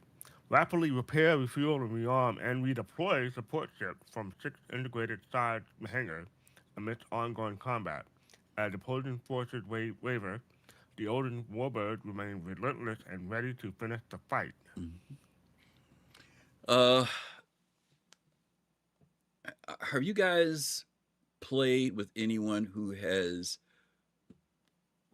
Have you guys played in any scenarios where there were people who actually were on board your ship and deploying fighters? Like that's what they were there for. Like when you all got someplace to fight, you launched fighters, and some people went out and did that. Cap, you shook your head like yes. Yeah, that happens quite often in things like the TSG. So if you're bringing something like a Idris, you're going to fill it up with fighters and they'll deploy those fighters Hmm. on the site because there's functions within that battle that only the fighters can carry out. So yeah, Sig is starting to flesh out a little bit of gameplay where Hmm. that's needed, and then obviously with the Odin, the amount of hangars that it has and the space it has, if you're not deploying fighters from there, that's a lot of wasted space. Mm, that's true. Yeah, and it's six hangars, six fighters on each side. Plus, there's another hangar right in the back, right? The big hangar, Medium, medium medium, Yeah, hangar, there's a medium hangar which is medium. going to be quite large because it's medium, and then those Hmm. 6 hangars are small hangars. Right. So the hangars that we've been using traditionally, like in the players, for example, have been extra small. So these are small hangars. So if you're thinking about what you could fit in those ships, Hmm. it's going to hold a little bit more. Which Yeah. you know, if it sits and fits, people are going to squeeze way more than 6 in those areas. Hmm. Okay. And what I found interesting is that in order to enter the hangar, you enter through the back, and then you maneuver the small ship into the parking space for That's how for the you get smaller in. ship, and then you exit out the side. Oh, okay. I So I saw thought that that you was could I interesting. saw that you could access it from inside, but I didn't know that was how you did it. you know, I don't know, I guess I figured people just go in there and turn their ship around and land. I didn't think about it that way. Okay. Yeah, it's an interesting hangar design. We don't have the photo here for that, but I think maybe it comes up a little bit later. There might be a photo in there for it. Okay, let's see what's next here after renewed strength. Ah, more is more. Torpedoes, ballistics, energy payloads. The Odin as is the apex of combat engineering, loaded with enough deadly force to outlast and outgun almost any foe it encounters. CIG talked about the design of this, right? The various countermeasures to protect the ship, flat cannons and a whole bunch of stuff like that. And they talked about the fact that they actually designed these in groups instead of as individual items, so that when you target the ship, you're actually targeting the group, not just one particular cannon. And I kind of think that was smart in light of just the ability to target, moving at fast speeds and everything else. Just individually, there's so many of these on the ship, it would take you forever. But we really haven't seen anything other than what, PDCs right now that have been in the game. That's the most we've been using for any type of defensive measures, right? On ships, other than countermeasures. Yeah. The flag is new. Mhm. Definitely have various versions of the PDC. Some are cannons, some are lasers, some are even missiles. So you know, you got lasers, ballistic missiles. Now you're throwing flak in there. They didn't really say what the distribution between the 42 to 43 is going to be, but Mhm. I mean, you just look in the picture, you can see there's a few flags and there's a few birds. Yeah. It should be pretty well defended first from you know, smaller fighters, which Mhm. really don't do that now. You know, small fighters still getting pretty good. Yeah. They have size 2s versus size 3, so that's a little compelling to see how that works out. So I mean, size 2s versus size 1s. Okay. Let me ask you a question. When PDCs got introduced with the Polaris, excuse me, we had a discussion about the pros and cons of automated defense versus should something like PDCs, you know, you've got all these seats on these bridges and stuff. Should these things in some way be like operator control? When I mean by operator control, I'm not talking about that they're actually pushing a button and firing them. But is there some position that you feel like for a player, if you want to use PDCs, that there's somebody who's managing something about them, or I don't care if it's just the state of them, like when they get knocked out, you know, especially if they're using ballistics, you know, in other words, because right now you guys know people can take a ship out solo because it's got PDCs on it. They don't have to do anything, and the PDCs do all the work, right? Do you think that CIG should give some incentive for that? If a player is doing it, there's some advantage to having a player versus it just being completely automated. And I don't know what that would look like. I'm just asking from a gameplay Yeah, I was thinking standpoint. the same thing. I have no idea what that would look like because someone maybe you can turn down the accuracy of a PDC and make it so that if you have someone in a turret, they're more accurate. But it depends on who you have in the turret. Like they may be crap at shooting down ships, and you know it's a skill thing. Well, maybe what about PDC. targeting? What about targeting? Right? I mean, I Oh, you Yeah, if mean you like watch, so you have to like choosing a target for the PDC to shoot or at. or the fact that you can have a set of priority, like what you Mm. want it to go after, right? Versus it just detecting what I mean. I don't know. I don't know if there's any advantage to that or not. What were you going to say, Cap? I know you're going to say something because you've used these before way more than I have. What were you going to say? yeah, I think originally I could see your point there because on the original PDCs or PDTs, they're basically automated turrets, and they were capable of killing whatever got close. Mm-hmm. But in the current format, not only has the DPS on them being nerfed a bit, but then we've got armor that they can't really shoot through either. So Mm-hmm. I think they're in a good spot. They should be automated, and they do focus on what the perceived threat is. So Mm-hmm. if there's a torp coming, they're Right. gonna prioritize the torp over the missile. Oh, And okay. now that so now that they can't just you know, slaughter everything within its Mm-hmm. AOE now, Right. I think they're They're fine. fine now. Because if you Mm-hmm. really need to take out another ship, you do need somebody in those man turrets. And Yeah. even those man turrets might not be enough because ships are armored now. So Mm-hmm. I think they're fine. Mm-hmm. I really don't see a need to it changed them. Yeah. If Yeah. they were still like basically extra, if they were fake blades like they were before, where we Mhm. just had automated turrets, I could see doing something, but they're Right. fine. Right. I forgot that they did nerf them down a bit. That was one of the things I did completely forget about, that they had done that. Sirius says something that's along the lines of what I was thinking, and this is why, like I said, I don't have any particular thing in my mind, but he talked about what if there was like an energy pool for them. I guess I'm trying to look at how do you get players to be involved with something, right? Not that the ships couldn't be automated. If you just want to put them on automate and just let them go, that's fine. I'm trying to figure out that thing that's, remember how CIG used to say a human player is going to be better than doing the AI or the NPC. Right. I'm trying to Right. figure Well, I out think how do you make that incentive for a player that says if we got a player running these suckers, we get this extra boost of something versus if we just leave it on automated, you know. yeah, Uh, I think that falls into the tuning that they have promised us that we hadn't really got mm, yet. So okay. don't necessarily need a player controlling the automation, but Hmm. you can have a player devoting how much power and Yeah, priority something like goes to the that. different Yeah, systems. yeah. Even on the Odin, we Hmm. talked about how long it ramps up before it could shoot. Right. That could be depending on how good of an engineering team you have. Yeah. So Okay. once Sig starts bringing that in, then Hmm. maybe you're prioritizing turrets, maybe you're prioritizing PDCs, but yeah, I do see somebody should have control over that, but not Hmm. control of the firing and the firing solution. Right. But Right. the dedication of the power, The yeah, I'm all management of for it. it. Yeah, I like that. Okay. Yeah, the the prisoner says it needs an extra blade slot to make it better. Back to the blades again. Oh my god. Okay, Captain Jones, the pinnacle of propulsion. Right, pinnacle propulsion. Moving a cruiser of this scale demands power systems as formidable as its weapons. As a new benchmark of propulsion technology, the Odin's thrusters get to this Goliath across the universe to whatever a fight needs to be won. Yeah.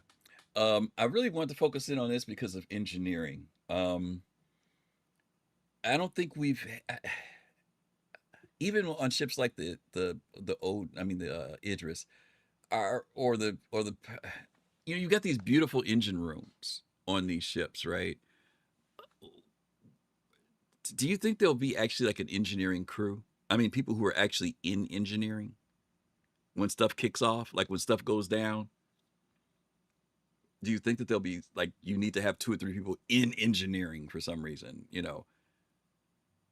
or do you think it'll just be I not mean, that's really? kind of how I envision these bigger ships to be, kind of Star Trek vibe, where you have a team of engineers optimizing your ship. Hmm. Just as importantly, keeping it afloat and repairing it, I would like to see the engineering team to be the X factor in a fleet battle. A good engineering team being able to keep a ship afloat more so than someone who's undercrewed or underskilled. Hmm. And in a ship this big, and see, I mean, even if you think about the fact that the engine room could just catch on fire, how Hmm. long does it take for an engineer who's on another part of the ship to get over there and put it out? Yeah, you're Yeah, gonna that ain't need gonna somebody happen. dedicated Hmm. to that engineering room. Hopefully, Sig makes it pulling enough to where they need to be there all the time, and there's an advantage to that. Yeah. They've shown in several things, like when we watch the Squadron 42 thing, there's always somebody working at a console and engineering managing something, right? And I know that's part of what they have for the NPCs. But I've also been wondering, like, will there be something to your point, Cap? You mentioned about players that are managing something about the ship, whether they're tuning it. Will there be? I know CIG said that you can have this general line of performance in your ship. As long as everything is maintenanced and things are, you're at 80-90% of whatever the wear is, that you should be okay. But I'm always still looking for what's that incentive to put a player doing something that gives you a little bit more of something, a little bit more. Like if there's a person working the station, like they're a buff. You know what I mean? Like the player becomes a Hmm. buff for whatever that thing is in the game if a player's operating. I don't know what they'd be doing, but on a ship of this scale and size, to your point, this engineering section is going to probably be. I might look at the Polaris's engineering area. I think it's beautiful. It's a large area, but this ship here is on a whole nother level of scale. I would love to know what engineering would look like for this to be able to keep this ship going. Can you imagine how many fuel Oh squeeze my into this tunnel. God. Oh my God.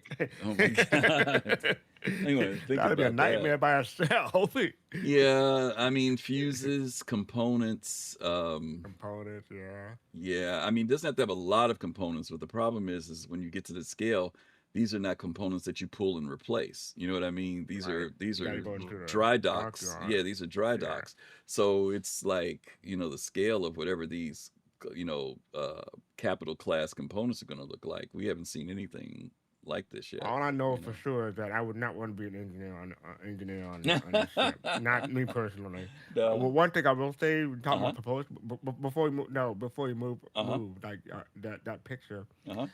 I noticed that it has thrusters or engine underneath the bridge. You can't really see it here because it's Mhm. kind of small, but Yeah. people can look on the site and look there. Mhm.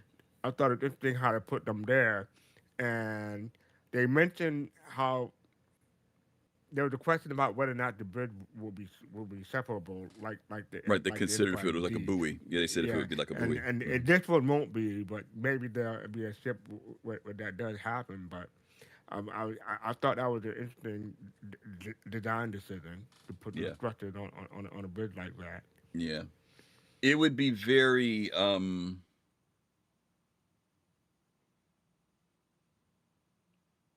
it would be very against the culture of abandoning ship because the captains and them don't abandon ship. Right. That would be the problem with that for me, you know. Um that would be the I mean, don't get me wrong, you can always change things, right? You can always make the whole thing, but in general, that would be you'd have to ask what would be the occasion and what would be the reason for it just detaching itself and leaving that whole ship behind. Unless it's just the fact that the ship is just totally, you know what I mean, it's dead, right? Yeah, And right, that right, that right. that would be it. If the ship is dead and it's a way to get off the ship as a like more like a lifeboat. Yeah, it's interesting idea. You're right. The fight within FC. Central Hangar. The chaos of war is unpredictable. The Odin is prepared accordingly. Deploy heavy support craft such as the Anvil Asgard or Valkyrie from the central hangar for extra enforcement on the front. And it's interesting. I didn't notice this before, but they do mention the Asgard and Valkyrie from a lore standpoint. So Mm-hmm. yeah, interesting. How did they mention those two Yeah. those two ships? Yep. In the photo for it that they show from up above looking down, there's a Valk in there and like 2 or 3 other ships that are in that hangar. So I always said that hangar is much bigger than people think it is because the fact that it had a Valkyrie in it. And like you said, Fast Cart, like even on this example here, you see the fighters coming out of the side hangar and then you see the Valk coming out of the back. It's interesting. People will put whatever they want inside of these ships. You guys know that already. But you can see the scale of it if you look in that back hangar. You can see the upper hangars on the opposite side. It's a pretty big ship, the interior of this thing. You can't put anything huge in there, but folks will stuff a whole bunch of ships inside of this thing. They really Yeah, We'll will. but try it to. fits. I mean, Hmm. we know medium hanger dimensions. We know what those are. So we know Yeah. it's at least 86 meters, which gives you a Hmm. whole lot of ships you can fit in there. And then Hmm. that's I the mean, and official they number. and they So they say you'll it's a medium squeeze hangar, more. but Hmm. sorry. They say it's a medium hangar, but from the pictures and the concept, it looks like it could fit a large ship. But we'll have to see when it actually comes out. But that's Well, how it looks. But medium hangers are really big Pretty though. So big. They're decent I mean, that's size. 86 meters at minimum. So Hmm. that puts a lot of ships that you could put in there. I mean, Yeah. you could fit a Herc in there easily at 86 meters. So Hmm. really, a Hercules. Okay, dang. Yeah. yeah. Yeah, it's a pretty big space. Pretty big space. Okay, we're going to skip all this part here, but we will stop at this next. This is just talking about the things that are on the ship: the bridge, the briefing rooms, the fire control, command. Wait a minute, I'll read through this. If there's something you want to comment on, we can talk about it. The bridge, briefing rooms, fire control, command and control, crew quarters, canteen, hospital, aft engineering, port and starboard hangars, main hangar, tram system, cargo lift, main hold, forward engineering. And that's something I didn't notice before, that there's a fore and an aft engineering on here. I didn't notice that before. Any thoughts on any of that stands out for you? it's big enough that it needs its own tram system. Yeah. That'd be yeah. I mean the I think the Bengal is similar. I know the Rex Recent it definitely has its own, but yeah, it's big enough that it needs its own tram system. I don't know how busy that tram will be or how often it'll run, but that's interesting. I find that interesting. They still doesn't the Kraken also still have it? Did they pull the tram out of the Kraken? I think that still has it too. I'm not So it's sure like though. 3 ships I think that might have tram systems that we have so far. Yeah, I'm curious to see how this is going to work too. You know, how trams I don't know. We'll have to see how that works. I don't know. It's a Oh, and crew quarters. I wonder how big that'll be for a ship oh my like. god. Yeah. Yeah, it's like dealing with the let's see, is there anything here? No, they just have it numbered. We don't have Yeah, they specs just on have it that yet. numbered, Yeah, I but was trying to see if they had specs on that as of yet, but they don't have anything on it as of yet. When it comes down to the weapons, there's a size 12 beam, which we already know about. There are 20 size 12 vertical the launch system. For those of you who don't know what we're talking about, there is like a submarine. There is a launch. Am I correct? Is it like a submarine that those torps go out like out of a? Is it upward? That's right. They do shoot up, and then we do Right. have Ironclad that has a similar setup now, so you Almost got something to compare it Oh, to. really? Oh, wow. Okay. Yeah, and there's like 20 for those to launch out. And then there's the size 12 manned. We talked about the turrets earlier. There's 2 of those for size 12s, 3 size 10s, and 8 size 10s. Those are remote turrets that they have. Then there's 8 other size 8 man turrets, 2 size 8 man turrets, and then there's 42 point defense system turrets that are on here. So, um, what I don't know, and it's because I didn't study or look up the right thing, or I just didn't stumble across it. How much is this is ballistic versus laser energy? Does anybody know? It's about half and half.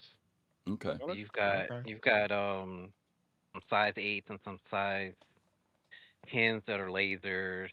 Mm-hmm. The big boys that we were talking about before with the 12s, the Mm-hmm. triple 12s, those are ballistics, and you got a few more ballistics. So it's about half and half. About half and half. Wow. hmm The Okay. mix between ballistics and laser cannons. Boy, oh boy. I can't even imagine what the ammo complement. For... Oh God. I mean, and in the I behind the ship that they talk about, they say that you can fill the cargo up with torpedoes and yeah, just how that not worry about the ship, it's just be a crazy. torpedo boat if you wanted to. Yeah. The last thing they'll see, in true military style, inspired by centuries of human naval warfare, the Odin's utilitarian, classically angular profile projects undeniable authority. Every line intimidates, every edge enforces, a silhouette that warns of what's to follow. Yeah. Um, yeah. If we see one of these show up, it'll be interesting. The ultimate deterrent, Captain Jones. Ultimate deterrent. Other ships enter the fight. The Odin ends it before it begins. One glimpse of this battlecruiser's gargantuan form entering the field is enough to make even the most aggressive hostiles think again. So, okay, this is all great marketing, right? Let me ask you guys a question. CIG implied years ago that the value of a ship, the literal dollar value of the ship, will have an influence on its durability. In other words, you're not going to be able to take a $75 fighter and destroy a $2,000 or 50. At the time, it was the Idris, a $1,500 ship. Now we know that people have done that as this is being developed. People have gone in, right, Cap? Gone in, Yeah, taken out of Idris, right? happens. It still happens. So my question to you guys is, what's going to be the balance in that? Like, we know that that's just the way it is right now because a lot of stuff isn't in place. Balancing isn't in place.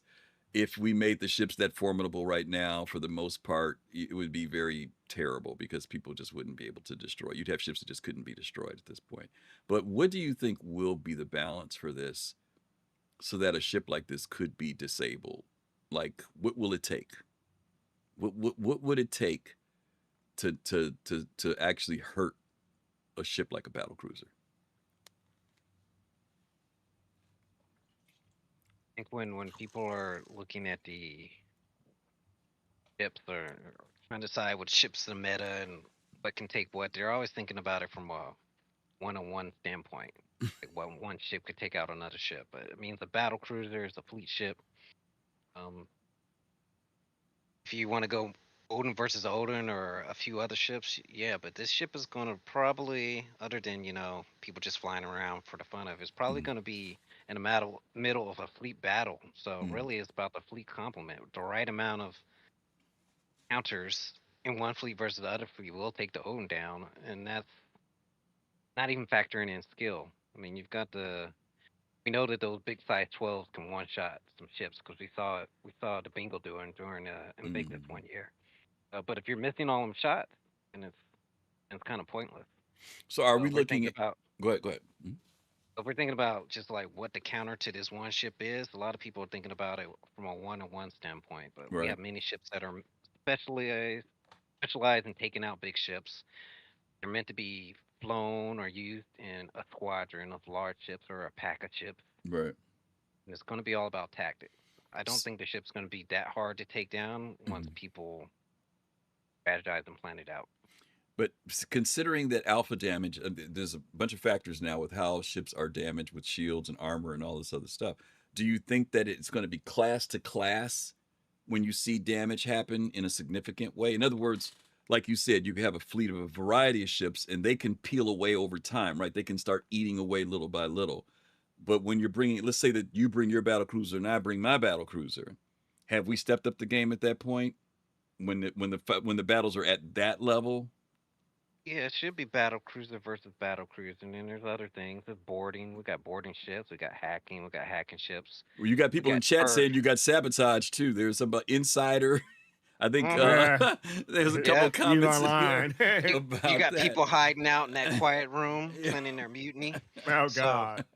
Yeah, and one thing even today, the ships are heavily armored, on Idris, Polaris, and all that, but the turrets never are. So, ships that are built to take out turrets, take out PDCs, they're still going to have a role. Yeah. And yeah, the ship itself might take forever to do damage too, but not as weaponry. The systems, as many guns as it has, once those go down. Yeah. And those other ships that come into the fray make a big difference. So if I've got a battle cruiser and you've got a battle cruiser, but your battle cruiser has no guns, I'm going to win that fight. Okay. I have two thoughts to this question. So, Captain Jones mentioned the quiet room. I'm thinking someone can play dead and be in the morgue and just come out and start taking over from the morgue. Play dead. But to answer your other question about what would it take, all you got to do is find out one solo player who decides to take out the Odin solo, and you'll be straight. Yeah. I mean, like right now, they've toughened up some of the larger ships now, and it is more difficult, and it's going to become more difficult. Again, it was stated back when we were just talking about a fighter like a Gladius going against an Idris that it would not be a thing for that to happen. Now you've just exponentially increased that to a much more difficult scale when you start talking about a ship like this or a ship like even a bingo carrier. So just something to wonder about when it comes down to because players, when they see these things, all they see is a big target on the side of it. The question is, will you look at it and say, you know what, it ain't even worth it? You know what I mean? Or when is it worth it? When is it actually worth going after a ship like this? And I think Cap's point is that if people get coordinated, you can wear it down. You can target if you systematically know what to work on to take down a ship like this, to soften it up. Yeah. But I think that we're so used to the wanting to see the explosion side of it versus the tactical taking it down bit by bit, with these ships of this scale. I think players will adjust to that. I think in time they'll adjust to it once the systems are in place for it. Okay. Let's see. The next one, fastcart. Plan of attack. Plan of attack. Briefing room. Coordinate assault, track emerging threats, and prepare for battles ahead. Prepare for battles ahead from a war room built to inspire and command. Okay. We've got a war room like this in the Idris. Is this for everybody or for role players? Yeah, I'm just asking. my answer is role player. Role player for me. Role players? That's my answer. I would agree. It's definitely role play. Okay. That's fair. I mean, I'm glad that it's there. You know, some people might consider it wasted space. You know, I was gonna say, but it's such a big ship. You got to do something with the space anyway. Yeah, but they I can mean, only make the quiet room so big. Well, yeah, but I'm saying not even on this ship. Like that's why I said the Idris has one, right? I'm just saying, you know, I'm glad that they put that in because there are some people who would actually put it to use in some form. You know, I'm curious to see whether or not players decide to step into that a little bit more. They may not. They may be comfortable sitting in their turret, or you know, some folks will go sit. Like I've been with people before, and we've gone and sat down in the area where the mess hall. You know what I mean? You ain't got no food in front of you, but people go in there and sit down and take it easy, you know. So I'm curious as to whether or not these rooms will, you know, people will actually think of, hey, we can go down and sit in the briefing room while we're on our way or whatever, you know. I don't know. You know what we could do? We could have a virtual born citizen in one of these. There you go. There you go. Okay, always armed. Hordes of ammo. A vast ship spanning ammunition reserve ensures a continued supply to the Odin's overwhelming array of heavy ordnance, even throughout the longest and most brutal engagements. CIG did imply that this ship is supposed to be something that when it goes out, it can go out and it is self-sustaining. It has everything on it needs. But what do you think we're looking at when it comes down to funding something like that, making sure that you have all the supplies, the ordnance, everything? I mean, I don't know how much. I don't know how much. How much does it cost to load up a Polaris right now, Captain Jones? Roughly. Do you know what it costs? Yeah, so the torps aren't as expensive. It used to be multiple millions, but now you can load it up for a couple mil pretty easy. Really? That's all? Couple mil? Same thing for Yeah, they nerfed the price on missiles, torps, and everything. Oh, They're they no did. longer 600K a piece. Oh, really? Okay. So even like the Idris and stuff, it's much cheaper to load them up now. Yeah, it's all pretty cheap. It costs more to claim the ship, you know, with your save loadout now than it does to refill it. To just go buy the stuff. Okay. Okay. Interesting. All right, FC. I would imagine though. I mean, for an org, I don't know how many people are on the org, but for a typical org, they may have to put the org tax to like 20% just to keep one of these, or just one of these, you know, won't stock. But who knows? Yeah. Everybody's going to do their funding maybe slightly different. We'll have to see what they decide to do. Captain Jones, carrying the future. Carrying the future. An astonishing 8,000 SCU cargo capacity ensures the Odin can carry enough fuel, munitions, and supplies to sustain prolonged campaigns and surpass the limits of more conventional fleets. Wow. That's a lot of SCU internally. Think of it as almost just under two whole seas worth of cargo. That's a lot of freaking cargo space. That's almost like almost 4 BMMs. Yes, that is crazy amount of cargo. But notice they talk about that cargo capacity is for fuel, munitions, and supplies. So that's the other thing too, because now they've mentioned about fuel. Did you guys notice that? Yeah, I think that fuel isn't. You think it's fuel for the rearming of the rearming of the other fighters and stuff, right? Yep. Yeah. Oh, now I'm talking about ship fuel. Yeah, I'm just saying. But now we're hearing about fuel now as being something that you got to put on your ship, because we've been hearing about munitions on the what do they call it? The grid. What do they call it? The rearm repair thing, right? So now on the grid. On the grid, yep. So now we've got this thing with fuel. Is that happening right now? That's not happening right now, though, right? Just only ammunition. Yeah. Right now, you can buy quantum and hydrogen fuel.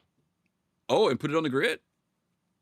See, I don't own any ships that do that, so I don't. Actually, I do own some. I just never thought about it. Okay, So Yeah, that's you there. almost never need the quantum fuel, but there are times when you can run low on hydrogen, and it helps to have some extra Oh, for I can imagine. Yeah. your Th- fleet ships. Yeah, they just adjusted hydrogen numbers too on this patch coming up, so it's going to be interesting. Okay. And and Uh-huh. this is what I meant when a player can come to the back at the bottom and then just float up to the top and exit. Well, Yeah, you know, that's what I meant. yeah, I see what you're talking about. Yeah, because there's no railing on that part. The railing's on the foreground part. Yeah, because you can see the fighters are up there. And look at that. They've got, along with that Valkyrie, they've got 3 terrapins down there. And terrapins aren't that small. They're pretty decent Yeah, size. that's what I mean by like I think you Mhm. could fit a constellation at least in there. And Yeah. you not now you said a Hercules. I'm like, I don't know about Hercules, It's but pretty yeah, maybe. big. Yeah, it's a pretty big Oh yeah, you space. fit a Connie, no problem. You fit multiple Hmm. Connies in there. Yeah, that's pretty. Yeah, but it says a medium, so that confused me. But I didn't know that a medium was that big. Yeah, yeah, that's The pretty medium hangars are actually pretty pretty big. large. Yeah, that Yeah. is pretty If large. you've ever had one of those glitches where your large ship accidentally spawns in a medium, you'll see if it's. Hmm. Okay. Yeah, yeah. Mm. The technical specs on this ship, 752 meters. That makes it the largest ship next to the Bengal carrier. So it's a very large ship. The width is 222 meters. The height is 213 meters. Crew complement 33 to 65 plus. The cargo 6,000 SCU in the main hold and another 2,000 SCU in the cargo lift. Okay. Those are the general specs on the ship. Yeah. So I have a quick question Sure. before you move on. Quick. Sure. Do you think it said the length is 752 and they gave the other dimension? Mhm. Do you think this will get bigger? No. You don't think so? Historically, any of the new ships, once they publish on the new stuff, they don't grow. Historically. Now, I'm not saying that it can't. I'm just Right. saying they know now when they're building these ships. You know, the older ships back in the day when it was purely concept, In fact, before we knew the to, size of hangars and everything else, yeah, they did it. in fact, to your point, they got some of the ships are getting smaller, like the Kraken, Yeah, it lost a by a little few bit of meters. By a few distance. meters. Yeah. Yep, yep. But then remember, like the Carrack was one of the first ones we saw that happen, right? Because when they built it out to concept, it was too big, and they had to shorten it a little bit. Because you know, some of these ships now these ships are different. To your point, fast card ships like the Kraken and stuff don't have to worry about being in a hangar, right? This ship doesn't That's have to worry true. about being in a Yeah. hangar. So yeah, they could always have that room to extend a couple extra meters or shorten it as necessary. The Kraken, but they reduced the Kraken because they said they felt like there was a lot of wasted space. That they brought things, just tightened some things up a little bit more, so it didn't just have this big empty feel to it. Um, but yeah, we could see what happens with this. This is a pretty big ship, really really big ship. White Light says 752 meters of entities, more than one of these in an area is going to probably cause server strain. It's funny that you would say that in first time chat. Love having you in here. Thanks for saying that. Welcome. Some of us old timers, White Light, old timers, remember when this happened, and it was with the old Starfarer. And this is Yep. before we had entities or any of that stuff. Just spawning a Starfarer at Port Olisar would reverberate through the whole freaking universe. It would even shut the server down when that happened. Hence why, there we go. The prisoner just said it. This is one of the reasons why dynamic server meshing is important. Right Matter of now, fact, even let me say this go real quick ahead. before I say it. Even before dynamic server meshing or static server meshing came up. Oh, you remember? Okay, White Light, so you know about it then. You know about it. But you also remember that now people spawn ships in the game and we don't even feel it, right? And so as the technology progresses and the game progresses, I think that's the idea that when these large ships come into the game, whether it's a Kraken, whether it's the battlecruiser, whether it's the again, it's not just the ship, right? You've got the ship plus the 60 people, plus the 60 people all wearing 4 pieces of armor or clothing, plus all the med pins and all the food and all the ammunition. You've got all these physicalized items. You know, you're talking about thousands of entities that could possibly be existing when you have a fully loaded ship like this. And that, you're right, it is a tremendous strain. And that's the reason why they have to build the technology for this, because there's no game out there that does this. And I'm not saying that in some prideful way. I'm saying that is the hurdle to pull that off so that people don't feel that. Even if that ship is running on its own server, right? That's still a lot of stuff going on, right? So yeah, you're absolutely right about the concern on that. That's why that has to happen, as they have to work that check out. Go ahead, FC. I'm sorry. So this is like, not hearsay, but secondhand information. 2 or 3 years after the Starfarer, I won't say incident, but the Starfarer pack, put it that Mm-hmm. way. Mm-hmm. Um, Someone had fell through the planet, and they saw an Idris inside the planet. Mm-hmm. So, and the hypothesis or guess was that CIG was testing to make sure that they don't have to, a ship can exist in the universe and not crash the server. Mm-hmm. So yeah, that was a few years after the Starfare. So they took that and said, okay, what can we do to prevent this or make sure it's stable when a ship like this size is in the game? So I thought that was interesting. Yep, you're right. I remember that. Yep. Okay, let's talk about some other information. I've been on the screen so long I completely turned this off. The Odin battlecruiser. I know we talked about this when the ship came out. What was our guesses? We had guesses all over the place. We heard guesses from 35. Well, fastcart, I think you had the lowest bid on everybody. Were you at 3,500 roughly? You were thinking about 3,500, yeah. And I think I said 4,500. I think Cap said 5,000. Some other people did. There were some people who were out there in the community saying $10,000. $10,000 for the Odin, yeah. But the price came in at $5,000 US, $5,900 in store credit. My question to you guys, when it's ready to fly, FC, I'll start with you first on this one. What do you think it's going to be when it's ready to fly? Oh, the price? Yeah. I'm going to say... War bond. Give me war bond price War first. bond, I want to say 5,500, but it might be 6,000. But I want to say 5,500. 55, only $500 increase? Okay. Only. Okay. What about store credit?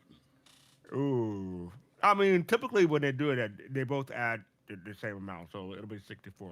So 500 on both sides. Okay. But it'll likely be 1,000, but I'm gonna guess 500. You think it'll be 500, huh? Okay. All right. Cap, what you thinking when it releases? What's the new number going to be? Thinking along the same vein, I can't see it being that much more than 500. The days of concept ships doubling in price once they're released, I think it's over. So they've been dropping stuff closer to their intended target price. I think it's pretty close to what it's going to be. Okay. So you think it's going to stay at 5, or you think it'll go up a little bit? I think 500 most. 500 most at the most. 500. Yeah, he's saying the same thing I am. Okay. That's fair. How about you, Griff? Oh, me? Yeah, 500 to 1,000. I'll say I'm going to base mine around what is the interest, because this was, I want to go back and read something here that I didn't read earlier, and I'm going to just read a portion of it. But at the end of this, it says that the Anvil Odin is being offered for the first time as a limited vehicle concept pledge. Now, they're saying that what's limited about it is that it's a concept pledge. This means that the vehicle is in development, but it is not yet ready to play in Star Citizen. It will be available as a playable content in a later patch. If you pledge toward an Odin, you will receive a loaner vehicle for the use in Star Citizen until such time as the Odin is included in the game. This loaner vehicle will be currently playable vehicle of similar approximate size and or function to the Odin. Initially, the Idris P gameplay for the persistent universe. We reserve the right to update the selection of loaner ships if more applicable choices become available during development. Now, the reason why I read that is because, as we shared with people when the sale happened before, we believe that this ship will go on sale again. There was this very first launch for the pledge, but we believe it will go on sale. Now, if it goes on sale again, I think that the question will be, and I'm talking about when it launches, right? Because they've done the concept pledge. Then the question becomes like, what is the demand? And I think if the demand is high, they can get $6,000 for it. But I think that, to your point, a $500 increase is fair. It's fair, you know. You know what? I'm just gonna say this now. I'm not gonna say CIG will do this, but come IAE, they may add $200 or $250 to the price because the concept is passed. So come because we've seen it with other ships like the Bandy mentioned, man. Maybe it'll be 5,200 or 5,250 for Warbond will come IAE. Yeah, you know, that's interesting that you say that.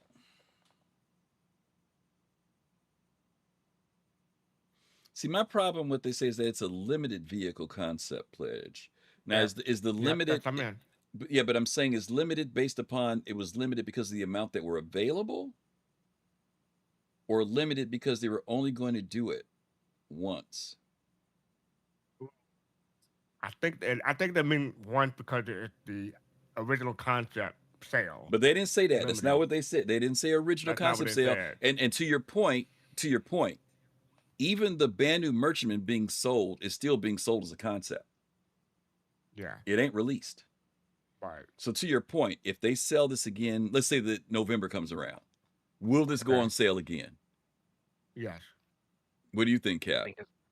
think it will sell again. I mean, they do use that term limited on all the other ships that you have to do the And F5 war for. And it's usually It's just limited on how Dragon. many they sell at the time, not that it won't sell Right. again, right?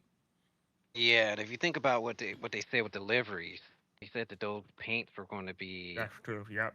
available Yep. only on the original concept sale, which leads to believe that they're That going to was sell it it. again. You just won't be able to get those paints. Paints at that time. Okay. Right. So yeah, buying it during Invictus, yeah, you get the paints, but Okay. that just means you're going to be able to buy it again. Okay. Okay.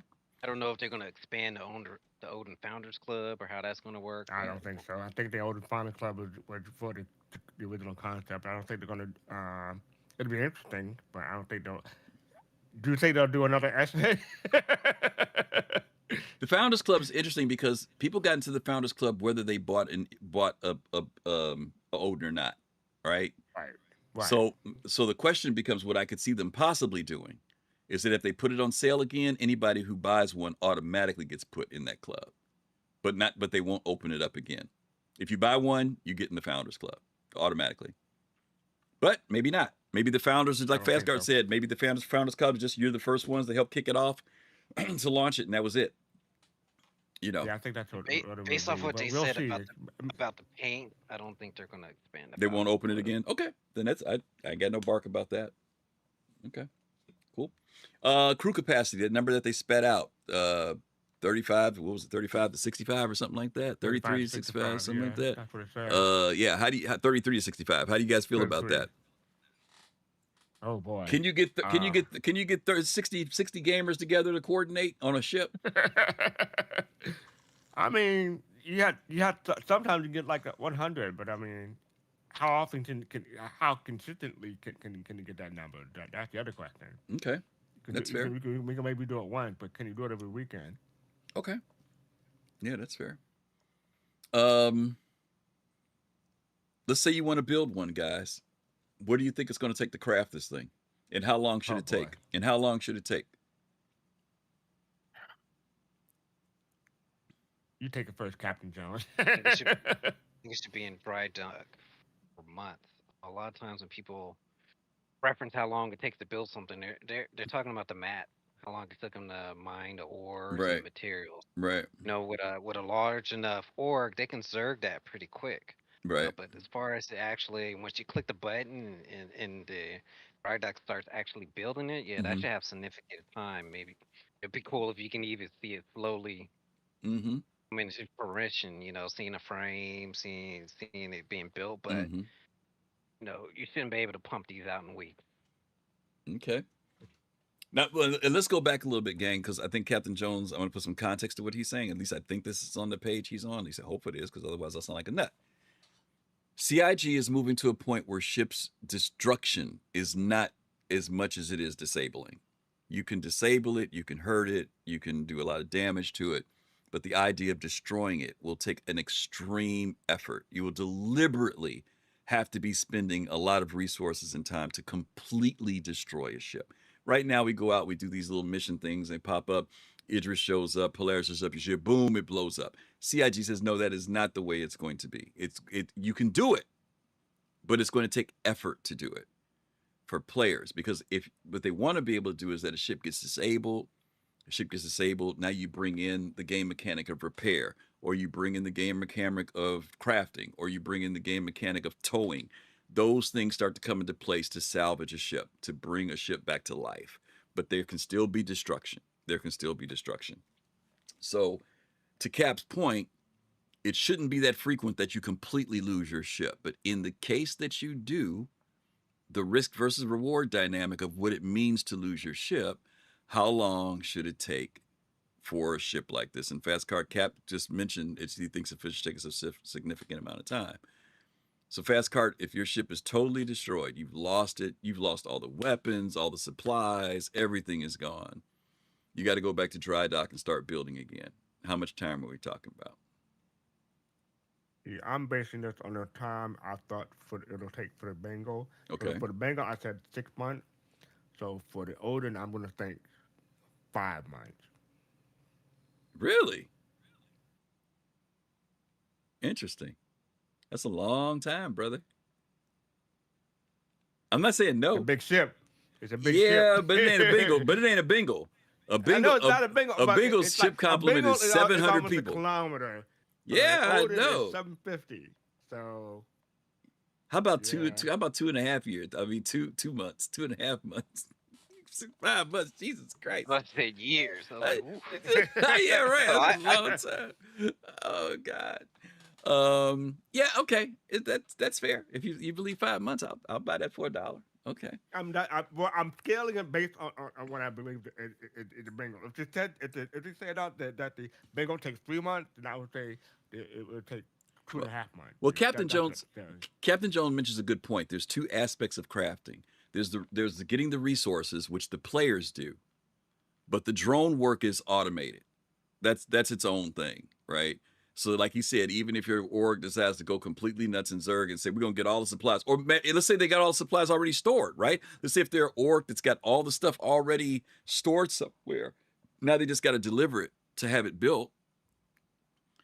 They may have the resources, so they didn't have to spend any time doing that. But the question becomes, once they hit that button for those drones to start working, how long should it take for that to happen?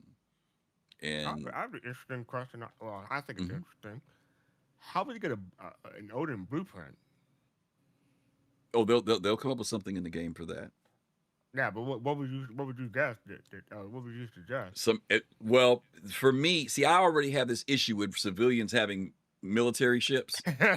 So you don't see someone having a tank on someone's front lawn. Yeah, right. So in light of this show last week that Serious Fun did about citizenship, right?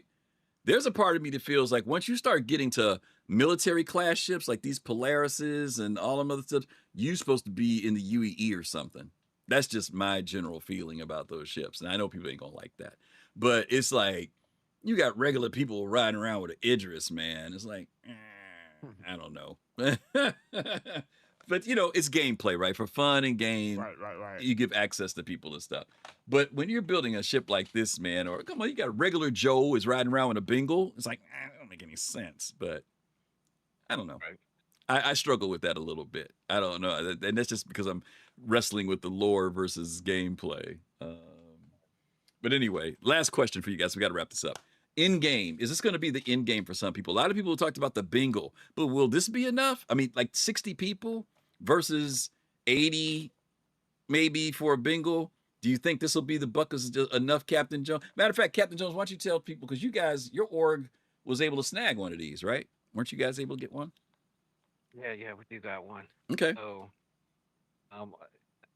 I really don't see a difference in Bingle Odin the same way, because I know people mention that the Bingle's bigger, but the Bingle's also a carrier. So even though it's longer, the offensive capabilities are different. So I think when it comes to end game, it's really what you're trying to accomplish in that game. And for us, want to be explorers and build out the Soul Station, the Soul Station is the end game, not Mm-hmm. the Odin. The Odin makes sure that you're able to build that station and protect it and do what you need to do to get to that station. But for some people, the end game ship could be it could be a mining ship. You True. know, it could Yeah. be end game ship could be the whole E. So Yeah. if we're talking about strictly combat, Yeah. unless they release something bigger and better, then yeah, Yeah. it You would be the end game. you raise a good point because I didn't think about that. The bingo carrier is great because it's big, but it's a carrier. It's the fighters and everything inside of it that you have to be able to actually, that's the big implementation, right? It's a carrier. Versus this, it's all self-contained within this ship. And that's what I said. This ship might be for a lot of orgs enough. You know what I mean? Not to just mention the fact you got to be able to man the things, right? Right. So yeah, I'm glad you said that about the carrier because I didn't think about that with the bingo. FC, what do you think? You think this is going to be the one-stop shop, or do you think Idris is even enough for like some folk? Because everybody always talked about trying to capture a bingo back in the day. We're going to find that abandoned bingo out in space and repair it and fix it up. I mean, do you think that this will be enough for some folk? Yeah, I mean, depending on the size of the org and what the org goal is, it just should be fine for quite a few people. But Mm-hmm. if you have like, okay, so this says 33 to 65 plus. The plus is Yeah. important because I think this is this is going to be like a 24-hour ship. You're going to need someone. You're going to need a crew on there for 24 hours to 7 days a week. So if you're all going to have 65 people, that may not be enough. I want to say maybe you want to double that so you can have people going around shift 24 hours in order to keep it crewed. Put a waiver on that 24-hour ship thing, please, in case somebody doesn't know what you're talking about. I mean, like like persistent. I don't think when the owner logs out, I don't think it will disappear. That's We what I don't meant. we don't know yet, We don't know yet. right? but, Because yeah, it yeah, may that's- it may that's the disappear, feeling. right? It may might disappear. disappear, right. They may disappear. We don't know yet, but that CIG has talked about whether certain ships will remain persistent in the game, and Eve is like that. For those of you who guys know about Eve with the Titans, and that then I mean, they're they'll have to figure it out because Mhm. if you're in the middle of a big fleet battle and the owner of the Odin loses internet connection, right, like- right. I mean, everybody's we were screwed. on. I think we were on in Soul Station. We were on someone Polaris, and something happened, and the Polaris disappeared from out from underneath us in the hangar. I'm like, and then I died because he dropped to the ground. Yeah, I wonder about cooldowns for ships like this. This is a huge thing to lose. And to Cap's point, you don't want that person to just decide to say, we're just going to log out. You know what I mean? Versus losing my ship or my ship getting jacked up. Yeah, they may put that 10-minute cooldown on that bad fella, and if you log out, you're gonna you lose may be it. beating me, but you're not gonna get the pleasure of seeing the ship Yeah. explode. Well, I hope they do the cooldowns. I want the cooldowns in because I don't want Yeah, people me to be too. able to do that. I don't want Right. people to be able to do that. Okay, well, that is that. We kind of capped it all off here. Yeah, that was No that. Q&A. With the no Q&A. Okay, all right, we're doing pretty good. Awesome. Well, I do sauce. have a question for Admiral. Is Admiral still around? Did I we don't trigger know. him? Is he That's still my here? question. Oh no, Admiral. Admiral's somewhat made his peace at this point. Okay, let's since we don't have any questions, we're gonna get ready to get ourselves. We ran over a little bit today, but we're gonna get ready to go and do our rates. A fast card. If you can look up somebody for me, Yep, that's real right. quick. Next week, our show. Let me go back. Where is it? Where is it? I'm on the wrong page. Whoops, wrong button. Wrong button. Did I get it right? There we go. Next week, we will be back and we will be doing our show for update 4.9. I know we're a little bit late because we had to get the Shipyard show in. And I know that we're already testing 4.10. But I know some people are like, oh, there wasn't that much done with 4.9. Well, there was. There was stuff in 4.9 and the fixed patch that came from 4.8. So we do want to talk a little bit about that in the direction that CIG has been going with these repairs, trying to bring performance up in the game so that things are working better. We know there was a lot of bugs that started back all the way back when we had DefenseCon. And for several months, Players have been really struggling. Some people have been able to play, and other people have just had complete frustration. So we kind of want to assess how things have come going into 4.9, and then of course 4.10 will be coming up sometime during the month of August. So for those of you who have been testing, who come in wave 1, make sure you guys get out there and test stuff out. Tell CIG what's going on. Right now, the only thing that's in there that's of any significance is Siege of Orison. But we do want to kind of be aware to kind of contribute, to this thing. So that'll be next week. We'll be doing update 4.9. After that, we are going to be going on a hiatus. We're going to take a 3-week break, or 4-week break, actually, because August has 5 weeks, I think. One of the reasons why is because Soul Citizens, we have been doing this for 6 years. And the only time we ever really take a decent break is like right after New Year's. We take like a week or 2 weeks off. We take about 2 weeks off, and then that's it. But we're going to be taking off for the month of August. We're going to come back the first week in September, and we're going to kick off with a whole bunch of new things there that we're going to be doing during that time, even some new music for that matter. So we're going to be kicking back in first week in September. So after next week's show, we'll be on next week. But then after that, we are going to take off for the rest of the month of August. So hopefully you guys will be able to join us. No, yeah, Jade. No, I didn't mean to say 3 months. Yeah, 4 weeks. To the end of beginning of September, we'll be off.